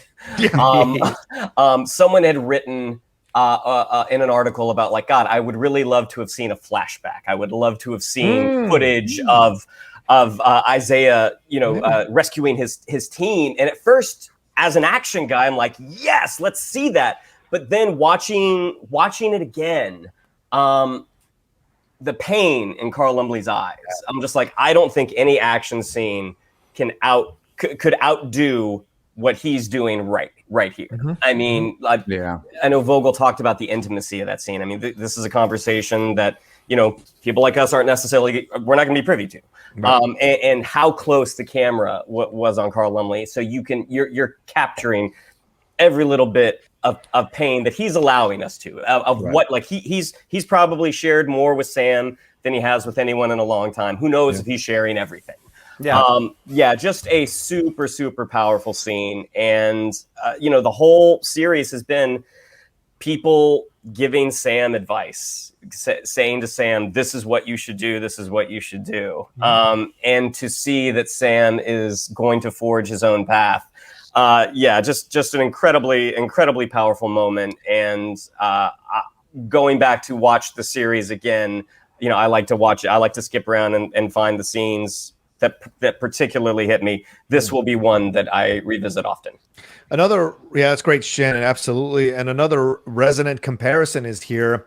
Captain America willingly crashed his ship or Red Skull's ship and lost his love, right? Lost his love. Black Captain America had his love taken from him.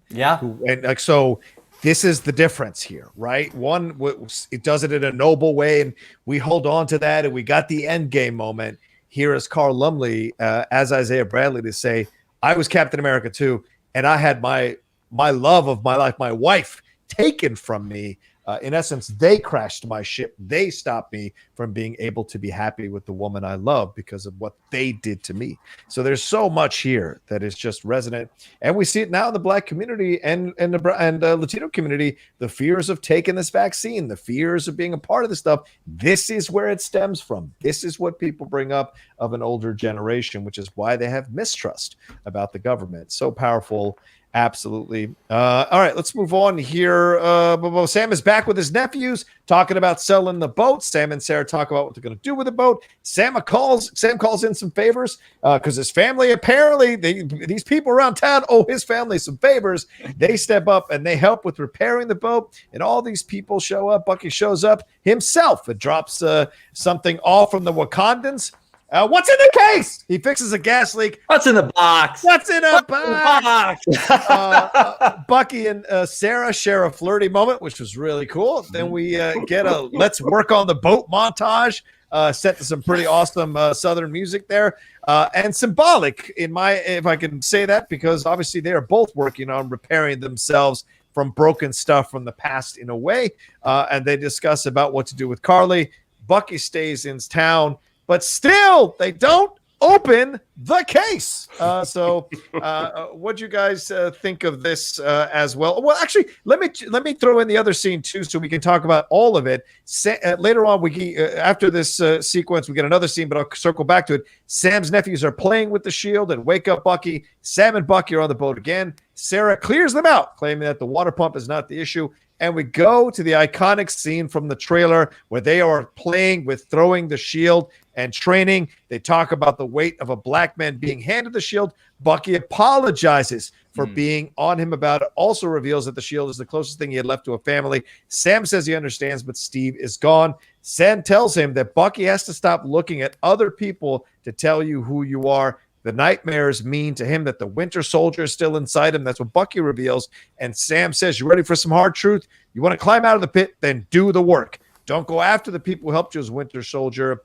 Go to the people who need closure and give it to them. Start with one. They have an awesome friendship moment. Bucky walks off with his pack. Sam with the shield. Shannon, I go to you on this. What was your thoughts on both of these scenes there occurring in Sam's hometown? I mean, it was nice to see him get back to his life. I mean, at the end of the day, after you've saved the world or stopped the villain, the sun's going to rise tomorrow. And what do you do? And now we see he's back helping his family. It was great to see him sort of rallying the community to fix this boat that Sarah says they can't sell. It's going to cost more to fix it than it would be to buy it. Yeah. Having Bucky show up, that great moment of the introduction or the greeting between Bucky and Sarah, and that was a wide shot. And if you catch Anthony Mackie's reaction, that's a great reaction. I mean, don't talk to my sister, man. Well, and just a lot of times, acting for the camera, if you're lucky, the camera's here. Your face is filling that screen. But there's also something to be said with acting with your entire body, and that is what Anthony Mackie did. You saw him straighten up a little bit. It's oh, don't talk to my sister. I mean, those were all just really, really nice moments, and the fact that Bucky was able to say, Steve and I would never be able to wrap our heads around what giving this shield, what it meant to you, and I'm sorry, the Bucky apologizing, all that shit I gave you 30 minutes ago when we were fighting Walker, I was wrong. Yeah. And just it was almost almost like a Field of Dreams moment as they're throwing this shield that, Bucky, you want to have a catch. The beauty, I feel like this is such a strange word to use for a flying disc bouncing off of trees, but just sort of that quiet, slow beauty of this thing kind of bouncing off. Sam getting used to not only what it means symbolically for him to carry the shield, but physically. Like they're throwing it very gently. Like this is a very complicated weapon and it's going to take work. This whole section, I really, really liked. And as soon as Bucky shows up with that case, it's like, oh boy, the Wakandans made him a suit. They made him a suit. Is that what, I didn't know what was going on. I'm 95% sure that's a suit. I guess. That's his suit. Yeah, That's yeah, Cap. probably. I thought they made him a shield, but all right. That's his Cap because it suit. was vibranium stuff. Remember? So I don't know. I think he's still gonna fly. I don't think he's necessarily gonna. I think they're gonna give him. He's gonna have wings. Okay. All right. What'd you think, Mike? This Vogel. What'd you think of this situation here? It was great. Like seeing Sam with his family was great. It was nice to come back to all that. And I think it's important because what it really shows is Cap was a symbol. Steve Rogers was a symbol in a way of like, he represented this idealized America of yesteryear that like, oh, remember when we were the good guys and black, it was black and white, no pun intended. But like Sam is way more of an on-the-ground kind of hero. And kind of seeing the way that he gets the community together to get the boat, you're like, oh yeah, Sam's a community organizer. Like, that's who Sam is. Sam's a guy that's going to help out veterans. Sam's a guy that's going to be like, hey guys, let's all get together and fix this boat. And that's as inspiring as Steve, but in a very different way than Steve, which I think was great. Bucky showing up was great. The reveal of Bucky lifting up that giant thing that the other guys were like, how are we going to get this off there? And just their faces as they just like watch this dude was gold. The thing that was really great to me about Bucky flirting with Sam, flirting with Sarah. Flirting with Sam is a whole other. No, it's something that Kalinowski pointed out with the first episode is that, Bucky in Captain America is a ladies' man. Bucky is like, he's got his way with the ladies. And when we see him at the beginning in the first episode of Falcon Winter Soldier, where he goes on that horrible, horrible date where he's super awkward, Kalinowski pointed out, he was like, you kind of see how much Bucky has lost. Mm-hmm. And so seeing Bucky just casual and smiling and kind of like giving a little flirt eye to Sarah, you're all of a sudden like, oh, this isn't the Winter Soldier. This is James. Yep. This is James. He's actually, for the first time, I think maybe in this whole series, kind of letting his guard down a little bit. And it was really, really, really nice to see. So I thought that was really, really lovely. And then, the whole scene with them training with the shield was so awesome. Just, you get into like how complicated the legacy of the shield is, and you really see what Marvel is doing where they're recognizing how problematic it is to just toss the shield off to Sam. And as opposed to being like, let's avoid this, they step into it and make the problematic aspect of it the selling point and the central factor of what this series is. Bucky doing what every white person should do when they screw up, which is like, Steve and I didn't think about this. We didn't think about what this would mean to you, and we're sorry. The other part that's interesting about that is there's been a lot of debate about this. He says, when Steve told me what he was going to do, which in Endgame, there's that whole moment where Steve is sitting there at the end, old Steve is sitting there, and Bucky kind of gives Sam the nod, and Sam goes over, and everyone's like, well, what does that mean? This seems to confirm that Bucky had a previous conversation with Steve where Steve was like, this is what I'm going to do. That seems to be what they're saying, which from a nerd standpoint was pretty neat. Like Bucky kind of saying that the Walker stuff isn't your fault. But also it's really sad. Like Bucky saying the shield is the closest thing to a family that I have. Without Steve, like it just, the whole scene between watching how broken Bucky is and how unsure Sam is, and how the two of them are there for each other in that minute. In addition to the fact that Sam at this point is tossing the shield, but Bucky is catching it. So this is still like the two-hander moment, which is followed up by a few minutes later with the next montage with Sam training on his own. You see how the two of them are helping each other through this moment. Which I think is really, really powerful and lovely. It was just such a lovely scene. It was like, this is where, as you know, and I said, there's been moments where I felt the chemistry between the two of them, or the banter between the two of them felt a little bit forced. This was the chemistry between the two of them that you want. This is where the two of them were working so in sync together. And you really see how Sam's experience with dealing with veterans and knowing how to do the work is what Bucky needed. And that apology and that explanation from Bucky is really what Sam needed. So it was great. Yep. Kalinowski, so much that Mike touched on, Shannon touched on, certainly in the interactions here. We've been waiting for this. We've been waiting for them, pun intended, to drop their shields and actually approach each other in a vulnerable way and make a connection. And we see it here, and it's really rich. And we see the Sarah stuff that really kind of decorates what they're doing. We sense that connection. Steve didn't have this. Steve didn't have a home to go home to. Steve didn't have a sister. So he's a different Captain America. Mike makes a great point. Yeah. It's more ground-based. It's more actually living in the world. So what did you think about all of this? Do you think the writers definitely did this to maybe kind of take a step back, but also help you to reappreciate Sam Wilson and where he's coming from, don't you think? Yeah, this scene for me was the whole scene, because Shannon and I talked about this. The film, I say it's a film, but the film it's like trying to be three different things. It was like a buddy cop comedy, a Bourne spy thriller, and then a superhero film. And for me, it faltered with the buddy cop. Like I know, John, you love her, but Amy Aquino, that whole stuff, it didn't work for me at all. The therapist, it just was meant for comedy. Like bringing Sam in and knee was meant for funny. It just didn't work, because this scene highlights how much it didn't work. Because you got the struggles he was dealing with he's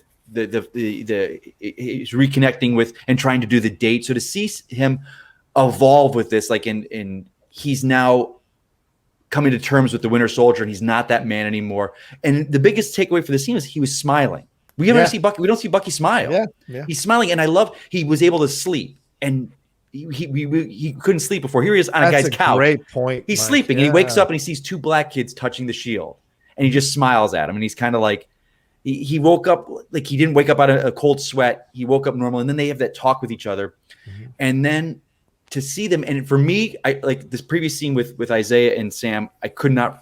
I was an outsider watching something I'll never see. This was me and interactions I've had where I realized white privilege, and I need to go. I was like, yeah, I get what white privilege is now. I apologize.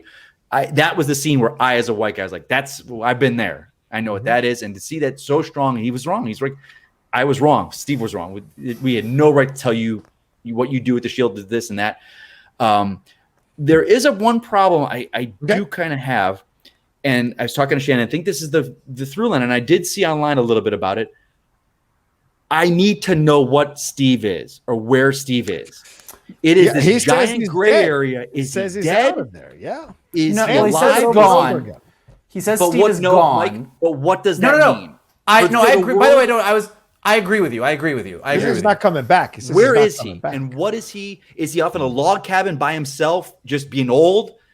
Is he dead? Does the world think he's dead? We don't know. And it's every time Steve's brought up, I'm kind of like, you need Marvel, Feige, you need to put out what Steve is or where he is in this world. We just don't know. It's muddying everything. There is a confusion. My brother and I got into it this morning because my brother tried to explain to me how time travel worked. And I was like, look, your brother's the issue. Oh, yeah, I got brother explained. It happens a lot. But like the issue is, even when Endgame came out, the writers said one thing and the Russos said another thing. Like, it's very unclear. Right. Did Steve grow old in this universe and he was always Peggy's husband and he's just old Steve somewhere? Did he go back to some other, like, there is an issue of, is Steve gone?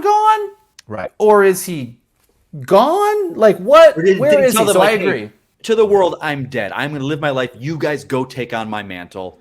I'm here when you need me, pal. Like, we just don't know. So for Bucky and them, I'm like, where is he? But I don't want him now. I'll be honest with you. I don't want him. Okay. I've moved on. The old man is the old man. He's dying peacefully with Haley Atwell. Knock yourself out with Agent Carter. Good stuff. This is I'm moving forward. Let me see what's going on here next. And I will say because I don't want them to default with, well, let's go see what Grandpa thinks. No, we're moving forward. It was great. You had your time. This is a new Captain America. But that being said, I totally respect people who want to know and figure this out. What I loved is at the end, and I'm hoping it's setting up what I hope it's setting this up, where he was like, you need to make him stop asking for forgiveness or this or that. You need to go make amends.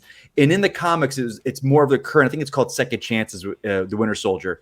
It's a storyline where Bucky is helping people that are in terrible situations kind of deal with that situation and get them like a witness relocation and taking care of them out. And he's doing these side missions. He's off on his own, helping these people. And it's him making amends for all this years of killing. Yeah. I hope to God they go off on that. I think it's so brilliant. And it just showed like it was Bucky. It was Sam that got to him, not any of that therapy. It was Sam that got to him, and he just walked off kind of into the sunset. Like, and what I loved is it was still on Sam, the camera, but you saw Bucky out of focus walking away. A brilliant shot by the director of that episode. Brilliant. Yeah. Yeah. Okay. Any more of that? Yeah, go ahead, Mike. Well, just Johnny, to your point, I do think that the reason that it would be good to know about Steve actually is to your point. I think that because it's unclear where Steve is, there is this question of like, can they go talk to him? Is he around? And I agree with you. I actually think it's good that they don't have him to fall back on. I like the fact that they have to make these decisions in the absence of Steve. It would just be nice to know where is that? How does that absence happen? It would be nice to have the context so we knew, because it does kind of leave this open-ended question that's kind of like, what is this? I think that's fair, but I also think that's on purpose. I think they want to be nebulous because I don't know if they know. To be honest, that's fair. I don't know. That's fair. And it's just like, I'm okay if he's dead. More. Yeah, if he's dead to the world, I'm okay with that. Like, that's fine. But every time it's brought up, I'm just like, it's nagging me. I'm like, wait, just let us know what world. Like, what does the world of the MCU think of Steve Rogers? Because all those signs, Cap is back with Walker's face. Like, did they have a funeral? I mean, you would think with him they'd have a national funeral for him. Yeah, right. I mean. Yep. And we never saw any of that. So are they, as filmmakers, they trying to avoid that? Because like, the director said one thing, writer said another thing.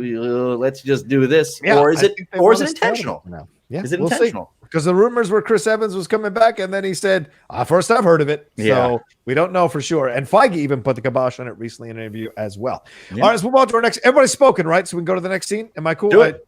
Okay, cool. Well, I just want to make sure. I want to be fair. Walker is visiting Lamar's family. He lies to them that he killed the guy that killed Lamar, because obviously it wasn't that guy, which really made me uncomfortable. I really did not like that. And also didn't like that, Lamar did have parents. Lamar had a sister, apparently. Ugh. There was life to explore here. Anyway, Mom tells him that Lamar was so proud of John Walker when they made you Captain America. It meant the world to him. Lamar has it felt very much like Top Gun, that scene where Meg Ryan is telling Maverick, he'd have flown without you. He'd have hated it, but he'd have done it. He was so proud of you, that kind of thing. Anyway, Lamar has a sister. Is it a fiance? I think it's a sister there. Walker walking alone after that experience comes upon a picture of himself, as Kalinowski just pointed out, a Cap is back picture. Then we cut to Sharon Carter calling some angry French dude, who could that be, saying she's got a job for him and that she can give him double this time. Kalinowski, this is the furthering of John Walker in this scene here. What did you feel? He lies to the family, but you can tell he's tortured. What's happening? Is he giving them closure? What do you think is happening here? I saw your uncomfortableness with talking to how his family was there. Like, I'm okay with the family just popping up like that. But I mean, I guess I don't want to speak for anyone here. We've all lied before. We've all lied in a situation where we didn't think telling the truth was going to matter. Like, him telling him that it wasn't the person that he killed Lamar doesn't affect them at all. It makes him justifying in his head why he did it. So he's trying to justify with a lie. I think to him, it's like, well, if it gives them closure. Yeah, I got the guy that killed your son. Don't worry, he's done. And I think in his head, he doesn't think the lie matters. And we've all been there with a lie where we know it's wrong. We're trying to justify ourselves, make it feel better. So, you see that, but you also, again, and they're doing that job with it so good where you do feel for him. Like, Lamar loved you. He believed in you. This and that. So it's like, it's just this guilt now is on top of him failing. He failed. Right. And Lamar would have never wanted him to kill that guy. Right. And then the scene afterwards with him walking in, and it's just another, like, it's like you're a billboard everywhere. I'm sure he was in Times Square on a billboard, an electronic billboard. And now to the public, they know he's not anymore. And the shame of that. The Sharon Carter, I want your thoughts, boys, because, and this is what I said about Feige. This man knows the material. He knows what he's doing. The Sharon Carter is the power broker. First of all, I'm like, we haven't talked about this. Is Julia Louis-Dreyfus the power broker? Well, we mentioned it earlier. I but know. we didn't go into I don't it. know. I don't see a lot of people online talking about that. I just think, and Shannon and I were talking about this, the last we saw of Sharon Carter, the best version we saw of her, biggest version, I should say, in Civil War, get that speech, Peggy Carter's funeral. You don't do that and then make her the big bad. Okay. You don't take the character and make this big bad. I think if this was pre-Iron Man 3, maybe you do. But I think Marvel learned their lesson with the Mandarin whole switch around and what the fans will want and what they don't like. And there is, and I didn't realize this, there is a huge contingency of Sharon Carter fans out there. They're all like, we want to see her in the white suit. We want to see this. We want to see that. Yeah. I'm like, there is a contingency that love this woman. They don't like that he's with Peggy. They want her and Steve together. I don't think she's the power broker. And I'm going back to where we talked about, okay, this series takes place 6 months after they came back from the blip. 6 months.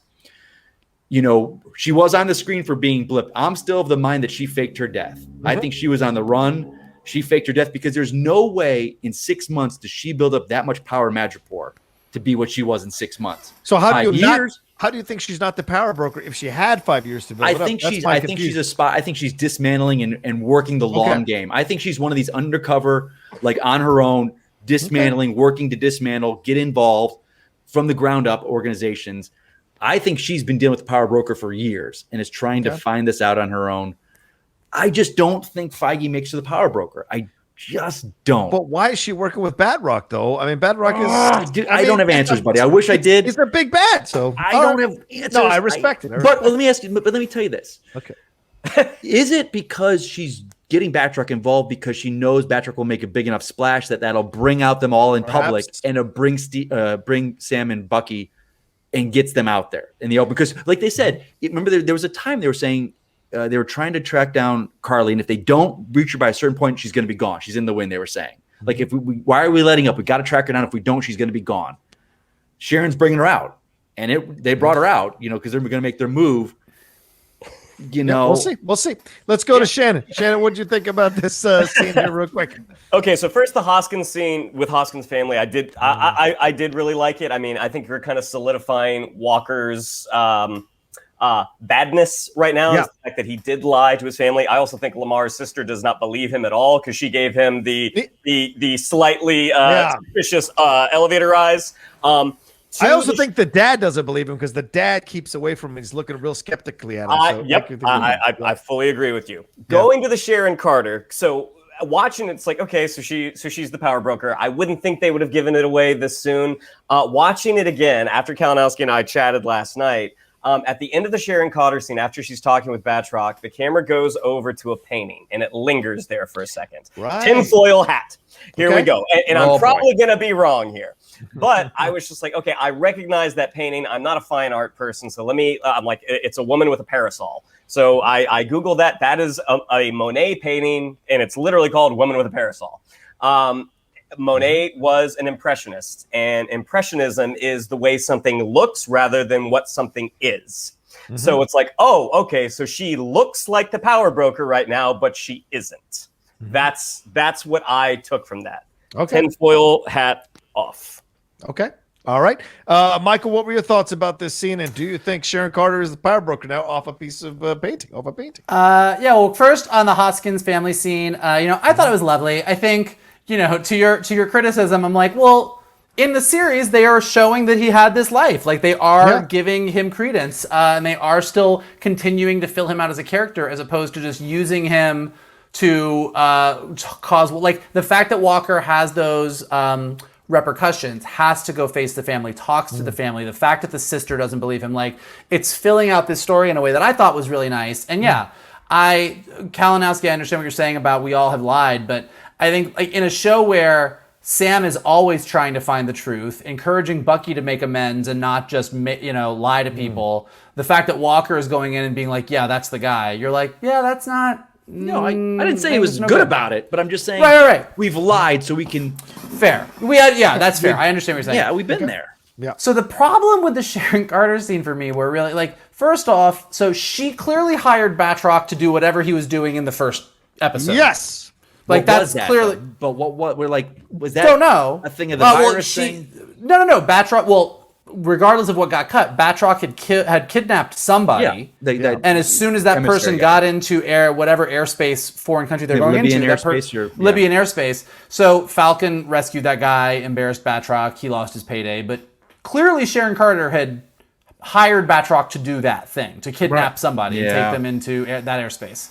And then I can give you double this time. And here's where it gets a little weird: is the double that he's getting is to go work for the Flag Smashers. Right.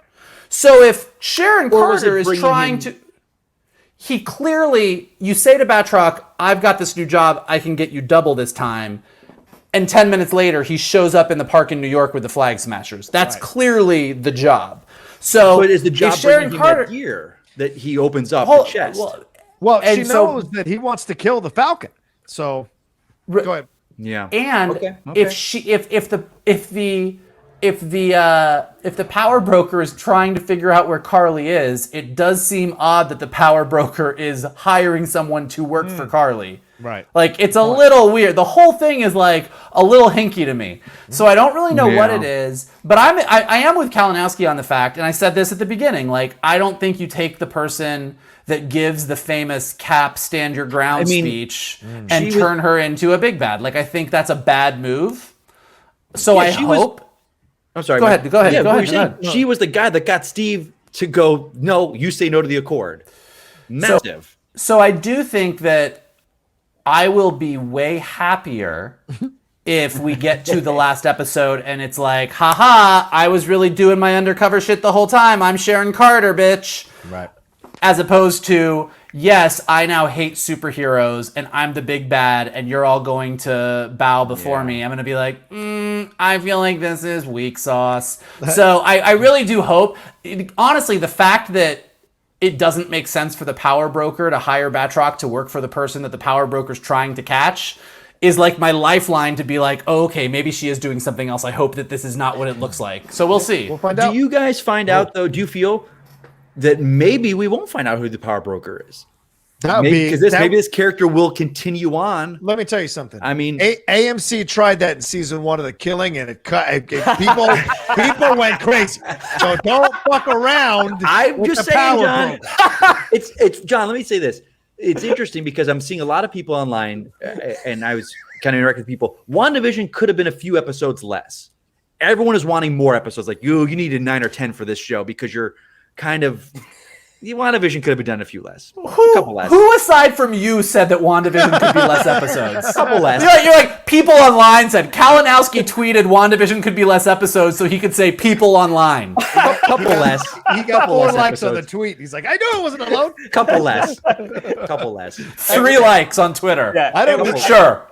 Honestly, I don't disagree with you, but I think that ending could have been better for sure. It was from Kalinowski's other Twitter handle. Yeah. He's got a burner phone. But, I mean, I don't know, John.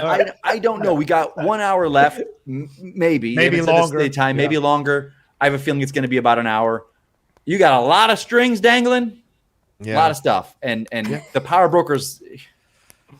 I don't know, man. I don't know. We'll see. Yep. Let's get some more of the strings. So we head back home with Sam and Sarah.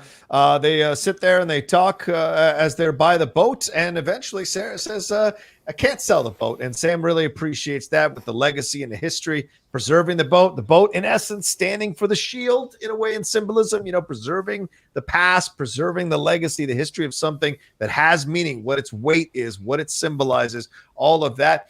He talks about Sarah thinking he was running away. She corrects him and says, I never thought you were running away. I just knew you were able. I think it's incredible you were able to do both, fight the bigger fight and fight the smaller fights here at home. And you've taken them both on. And she actually says, don't let Isaiah Bradley get into your head. I was really surprised the direction they've gone with this. So very interesting. Sam understands Isaiah's experience, but he wants to keep fighting. And then we get the Rocky IV montage, son. Sam is training with the shield, doing the push-ups, making fun of the nephews as he's running by, making sure they run with him. That's the Rocky 2 moment. And then I just need to understand, and it's a badass sequence, obviously, overall, where he ends up, so for the flips, all he's doing, and it's so powerful what a new America can mean to a new generation of black men. I love that. I wrote that down through this sequence. But also, I need to know, does the government not fucking know this is going on? Like, who is working intelligence that doesn't know to go to Sam's sister's place and find out where the shield is? So I find this all fascinating, unless the government kind of wants this to happen to kind of cover up for what John Walker did. So I just wonder what you think about this overall. What do you think there, Vogel? I love this whole scene. I love the conversation between Sarah and Sam. I love the idea of her saying, there's the fight out there and our fight here, and you've taken them both on. Because again, I think this is what makes Sam different than Steve. Like, right. If Sam's going to be Captain America, Sam's going to go fight, androids and wizards and aliens and all the things that the Avengers are going to fight in the upcoming, there's the whole multiverse coming. Sam's going to have a lot to fight, but there's also, and she says, our fight down here, like the fight of, whether that is the small fights, the daily fights, the fight of black Americans, and that Sam is taking all of that on too. Yeah. And that for Sam to step into this role, he's taking on both of those things. And I think that's really, really cool. And to your point, I mean, the way that they kind of deal with it all, like that Isaiah Bradley has one opinion on that. And that Sam says, to your point, he's like, what would be the point of all that pain and sacrifice if I wasn't willing to stand up and keep fighting? Right. And that's that taking that next step forward. And that's who Sam has been throughout. That's Sam saying that I'm not going to give up on Karli. I'm not going that there has to be a way to navigate this. Yeah. And that's kind of who he's turning into. And then we get the super awesome montage where you're like, oh, it's fucking hard to catch that thing. Which was really, when I went back and watched it again, I did realize that that's what I was saying in that first sequence. You had Sam throwing it, but then Bucky caught it because he's the super soldier and he's got the arm. And now Sam was learning to do it on his own, which I thought was also really, really cool. So I thought the whole thing was great. It just made me feel good. And it really is like, this show has done such a great job. Like, I love Anthony Mackie as Falcon. I think he does a great job. I love Sam Wilson in the comics taking on the mantle as Captain America. I'll admit that, like, at the beginning, I was like, can Anthony Mackie do this as an actor? Like, is he going to step into this in a way that I'm really going to... Like, I like it. Like, look, that's not any criticism on Anthony Mackie as an actor. Right. I think he's fabulous. But I'm like, is he going to... How are they... Is this going to work? Or, can he step into those Chris Evans shoes? And this show has done such a great job of evolving the character. I was reading one review, I forget where it was, maybe it was IGN, where they kind of pointed out this isn't a Anthony Mackie acting thing, and this isn't a black guy stepping into Cap thing. It's the fact that in the MCU, Falcon has always been sort of in that supporting role. Yeah. And we haven't gotten a chance to really sit with him.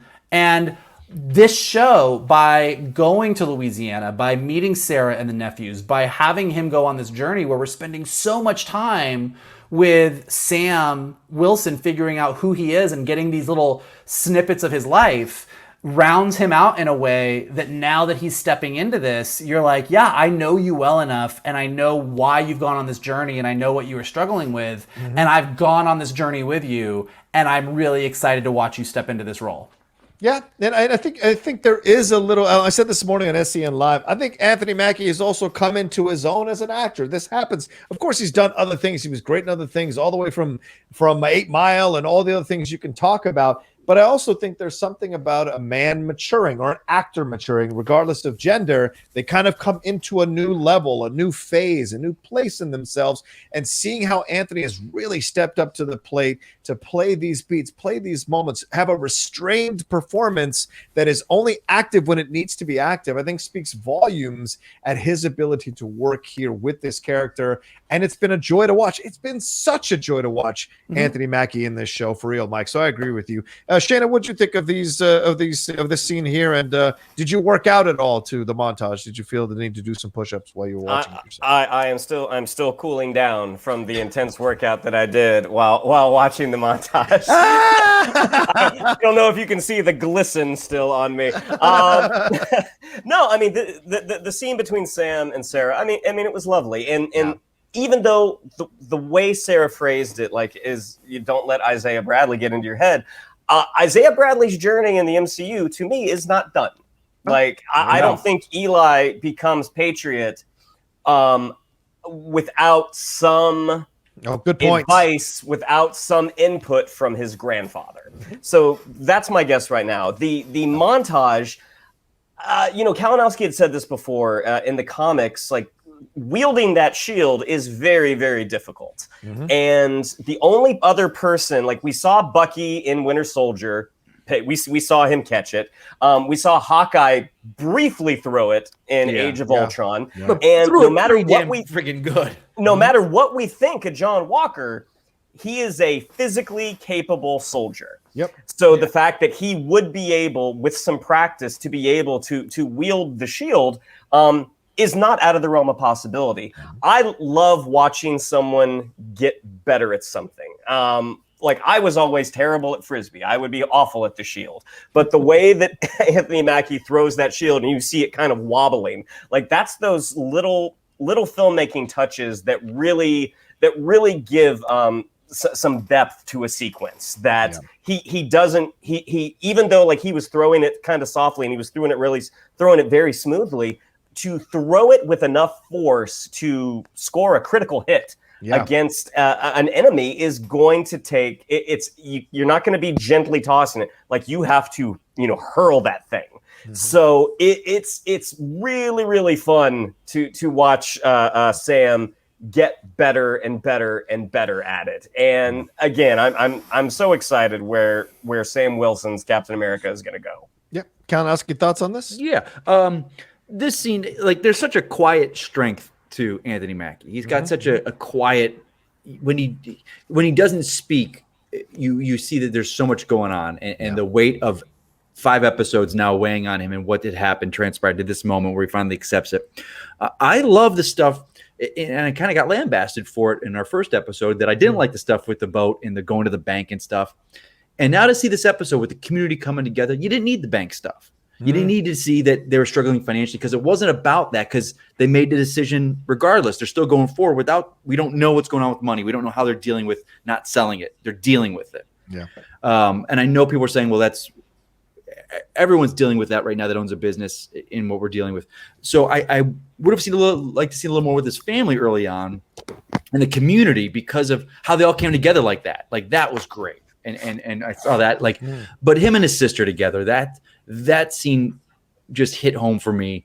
And it's the call to arms moment. This is it. The taking the sword from the stone. Like this is the moment of every knight errant story in literature, and this was it. We've been waiting for. And I said it was last episode where Sam finally, for me, was like, I want him as Captain America. It was last episode, the scene with Karli where he sat down with her. So this was just kind of icing on the cake, just to see him getting ready, because what's coming. Yeah. And knowing in the comics and what his suit will potentially look like, and you just know. Hopefully they're going to have that great reveal next episode with him swooping in with it. And to know, and what I'm seeing online is so many people are excited. Like some people are like, oh man, a couple people were like, I got teared up seeing him. And for my first thing was like, what? And then it's like, oh, I see what it is. It's seeing a black man take the mantle of Captain America. Right. And it reminded me of the Black Panther when we all went to see it together. And credits, movie ends, everyone's getting up. And I'm going, what's going on? Marvel movie. Well, people know end credits. Like my first time, a lot of people have been seeing a superhero film and seeing themselves as superheroes. They don't know. They didn't. So a whole audience, a whole generation. So now to see so many people and what it means to them to see a black man take the role. Because I've read this in the comics, and it's happened in the comic. There's a great reveal in the comic, but there's a whole generation that are now being exposed to it for the first time. So it's really cool to see that and to go along on that journey. Absolutely. All right, let's move on to the last 2 scenes before we get to the mid-credit scene and make it. We'll do it real quick here. Karli meets up with Batroc. Karli is so effing happy. Seems she's all joyful. people are dying around her, but she's still got smiles galore. It's weird. Smiles galore. That's all I see. Batroc wants to kill the Falcon. They say they're going to make sure the GRC vote never happens. Very chilling to hear that. The GRC vote is on the Patch Act that will, put refugees all over Europe and move them into and back into their places. We see Torres talking to Sam. He's talking about seeing all the pings all over Europe from where the Flag Smashers were before they appeared. And he sees a ping in New York, gets one in New York City, says, should I handle it? And Sam says, I got it. We go to the GRC, the New York City. We go to New York City and the GRC as well. The same senator there's been an a-hole the whole time is trying to round up the refugees like cattle. And other members or other leaders from other countries are trying to stop him from being a jerk. And then the terrorist moment happens. We had seen what Karli did in the park, kind of activating the Flag Smashers. And then two of those people who were in the park, and they say it was one nation, one world. They have this exchange there. And we see everything go out at this meeting in the GRC. The terrorist event is happening, and then we go back to Sam. He opens up the case, and we go to black, motherfucker. Anyway, all right, so no reveal of what the costume is. I guess they're going to wait till the next episode. I go to you, Shan. Thoughts on these two back-to-back, these scenes here, and why is Karli so effing happy if all the people she loves are dead? I think she's happy to have a big gun on her side. Okay. That this is the first time that they're going to have sort of a someone with some notoriety, even though as the one character, the Australian with the long hair, Dovich,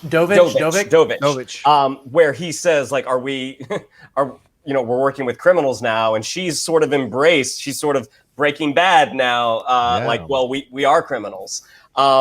It was really interesting, that senator character, how at least in the first episode he was never named. Like he's just senator. That was an interesting choice, especially because he ended up playing a role, having more to do later on. I don't know why they didn't give him a name, like not necessarily make him somebody from the comics, but just identifying him rather than just senator.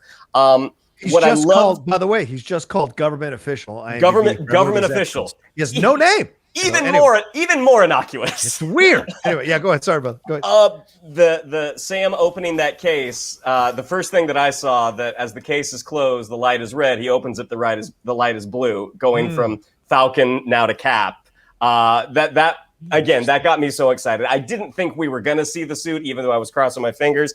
Bring it on next week. I'm excited to see Sam as Cap. And what did you think there, Mike, about this GRC situation and Karli's joy? Look, I think with the Karli scene, it's like, I think the Flag Smashers got a little gutted along the way, and so everything is a little bit wonky. But look, her joy is clearly there so that Dovich can voice the other side of it. Like, we're clearly seeing her move too far in a direction that not all of the Flag Smashers are comfortable with, which kind of speaks to the point that the Flag Smashers have a valid argument. The people that lived through the blip are dealing with something. These refugees are dealing with something, and the GRC is not handling it well, and that's valid.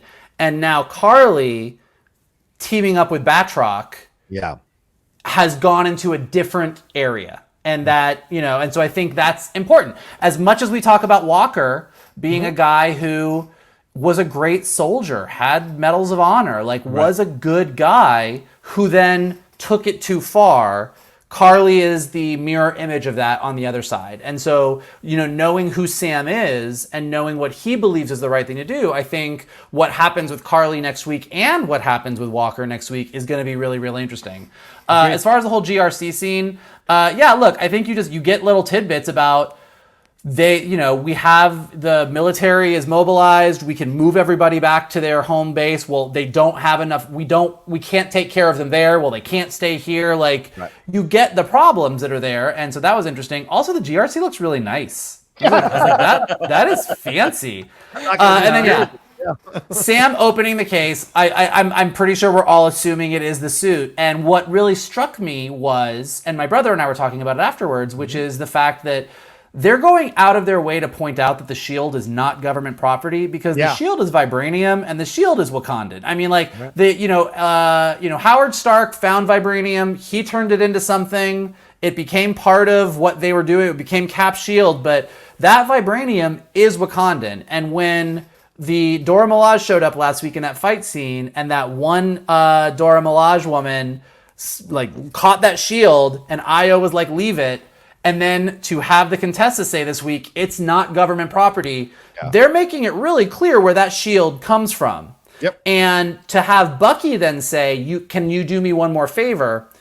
Nothing that Sam is going to have on him when he puts on that Captain America, his Captain America costume, is American. Mm-hmm. And to have the first black Captain America have a weapon and an outfit that is from Wakanda, which is a place that represents black excellence, I think is not unintentional, and I think is pretty awesome. Like I feel like the fact that the shield is vibranium and comes from Wakanda, when they did that in the first Avenger, it's because that's what it was, and that was cool, and like that was a neat thing.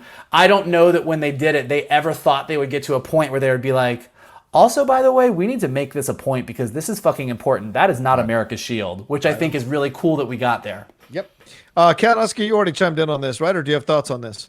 Just a couple thoughts. The Karli thing, you guys said it. There's nothing really to add to that. Like, I do think it's a little John Wickish where the phone goes off and 50 people in the park all turn and walk to her. Like, I was like, okay, all right, I get that. I will say this, and this is why I guess highlights the two differences between WandaVision and Falcon and Winter Soldier for me.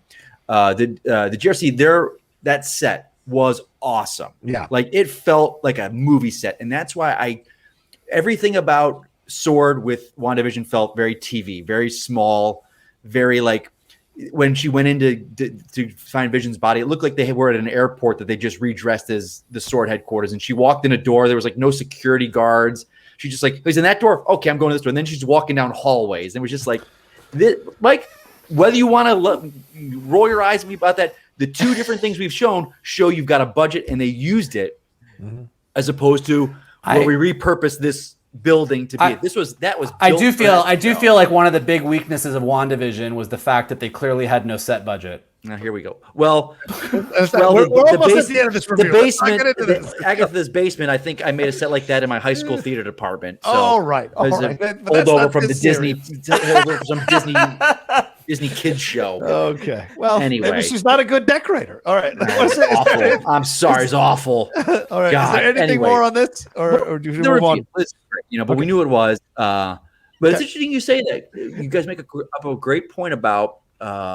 He is Captain America, unsanctioned by the government in his own, where we'll get to the next scene. Brings up, there's going to be some fighting going on. Yeah, and I wonder about this because, like, you're right, and Michael, you make an excellent point, Vogel, about this is Wakanda influenced. Is there going to be a little bit of pushback by that from other people in America about it? Is that something going to explode down the road? But also this idea of, well, he's going to show up as an unsanctioned Captain America if he saves this asshole senator, government official, and everybody else in this situation.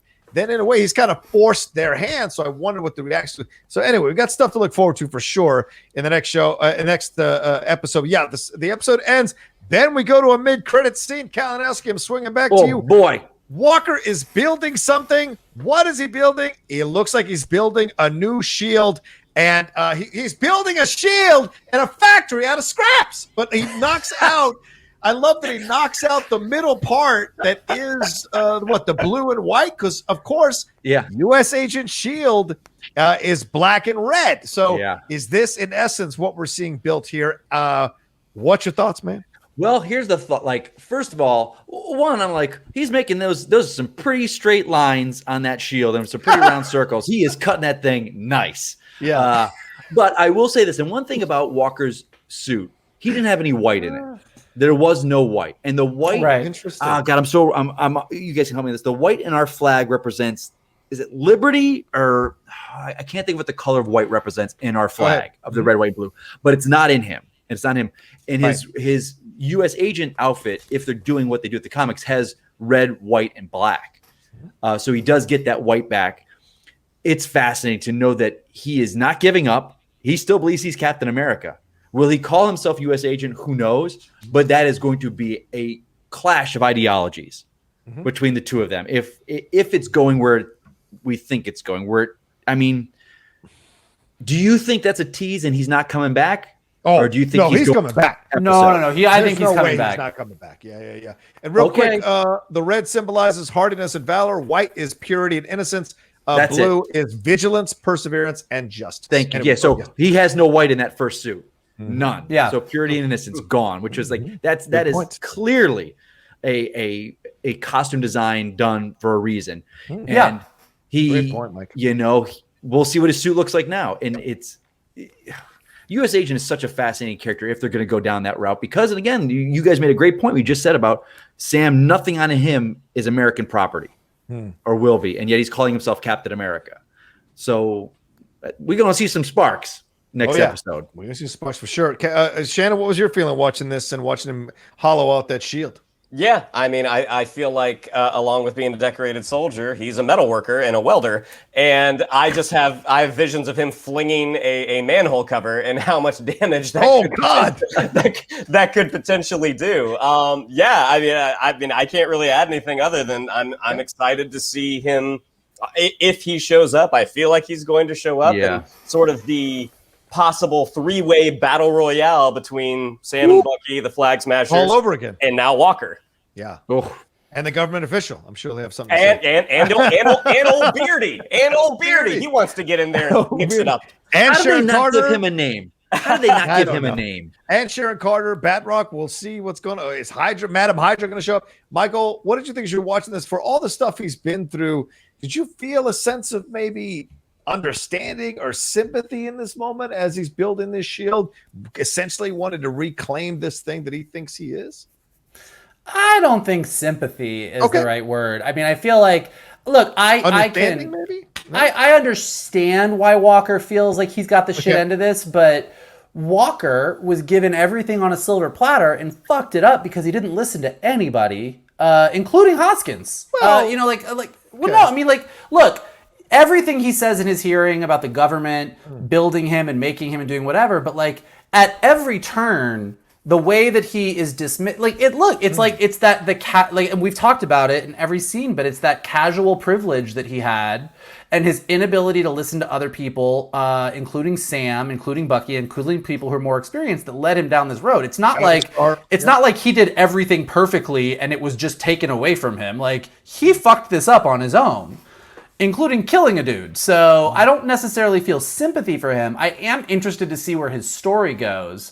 I think it's cool and kind of sad, but also kind of fitting that he puts his medals of honor on the shield. Yeah. I thought that was a really cool. I thought that was a really cool detail. Yep. Look, I don't know if in next week's episode he ends up fighting against Sam, but then teaming up with, like, there's so many pieces that are going to go into this. Right. I have a feeling we will see the Contessa again next week in some capacity, maybe as the power broker, or at least to wrap up a story, or even in the post-credit sequence to pick up John Walker wherever he's left and say, come with me. But I think we will see her again. We'll definitely see Sharon Carter. I think in that trailer that kind of teased the last two episodes, there's a quick shot of her that looks like she's at the GRC. So I think she's going to be in on the action as well. Whether that's good or bad, like, we're going to find out. So it's going to be really, really interesting. I agree. I kind of feel like maybe not quite as much as with WandaVision, where I was like, this last episode has to cover a lot. But it's still, this last episode has to cover a lot. It does. It does for sure. And maybe the government official is the power broker. We shall see. If they had two more episodes, I would feel a little less like, oh, okay, this is going to be a lot next time. But maybe it's going to be an hour and a half. Who knows? That's what I'm saying. Maybe because every episode's been getting longer as the season has gone on. So maybe this one will be an hour, a 10 hour, 15, or an hour and a half. We shall see for sure. But we're all looking forward to it. And maybe we'll do as we've done with other reviews. We'll do a live review for the finale. That could be a lot of fun. If we can make it happen with our schedules, we will let you all know for sure. All right, that's our review of episode 5 here of The Falcon and the Winter Soldier from Marvel on Disney Plus. Looking forward to that finale for sure. Let's wrap it up here. Shannon, what do we have to tell them? Yeah, if you'd like to follow us on social media, on Twitter, it's at geek_buddies, on Instagram at _geek_buddies. If you'd like to follow me on social media, on Twitter, it's at Shannon_McClung, on Instagram at Shannon the Geek Buddy. If you would like to follow Mr. Vogel, it is at MKToon. If you would like to follow Mr. Rocha, it is at the Rocha Sits. Did we lose him? I think we lost him, Mike. Oh, there we lost him. Oh, we lost Shannon, didn't we? Oh, is really? He out? No. Is he speaking? Oh, okay. My bad. Oh, Maybe it's my internet. Michael, what do you got? Well, I got Shannon. He never left, so he's still here. In addition, look, if you like the gritty, real set design of Falcon and Winter Soldier or the fantastical, amazing set design of WandaVision, there's enough room for everybody here at the Geek Buddies. We take everybody and all set design opinions. And if you like this review and you want us to continue doing it, here's some things you can do for us. You can smash that like button below. You can subscribe to Johnny's Outlaw page over here for lots of great content, lots of amazing commentary on set design. It's fascinating. It's a real hoot. It's going to be a gas. And leave some comments below. Let us know what you thought. We'd love to hear from you guys. Let us know what you agreed with, what you disagreed with. What do you think is going to happen next week? Who are we going to see? Who is the power broker? Definitely, if you're listening to this on Anchor or Spotify or Apple Podcasts, leave some stars, leave some comments, helps us go up in the rankings. And the best thing that you can do is retweet this video, post it on your Facebook pages, text it to your friends, send it to your mom who really wants to get into the Marvel Universe but doesn't know what's going on. Hook her up with us. We will give her all the info she needs.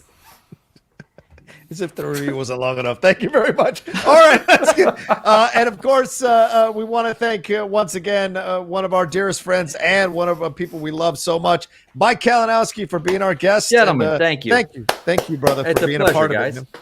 Yeah, I love being able to join you guys every week and talk about things, not just that people would understand about, like things, the plot and character and action, but things they might not think about, like what goes into set building and set construction, design, stuff like that, costume design, all those different things. We bring a different voice to it, as it were. All right, so, I got to go get some dinner. I'm getting the fuck out of here. Thank you all so much for watching this episode of Falcon and Winter, this review here from the Geek Buddies! Hey!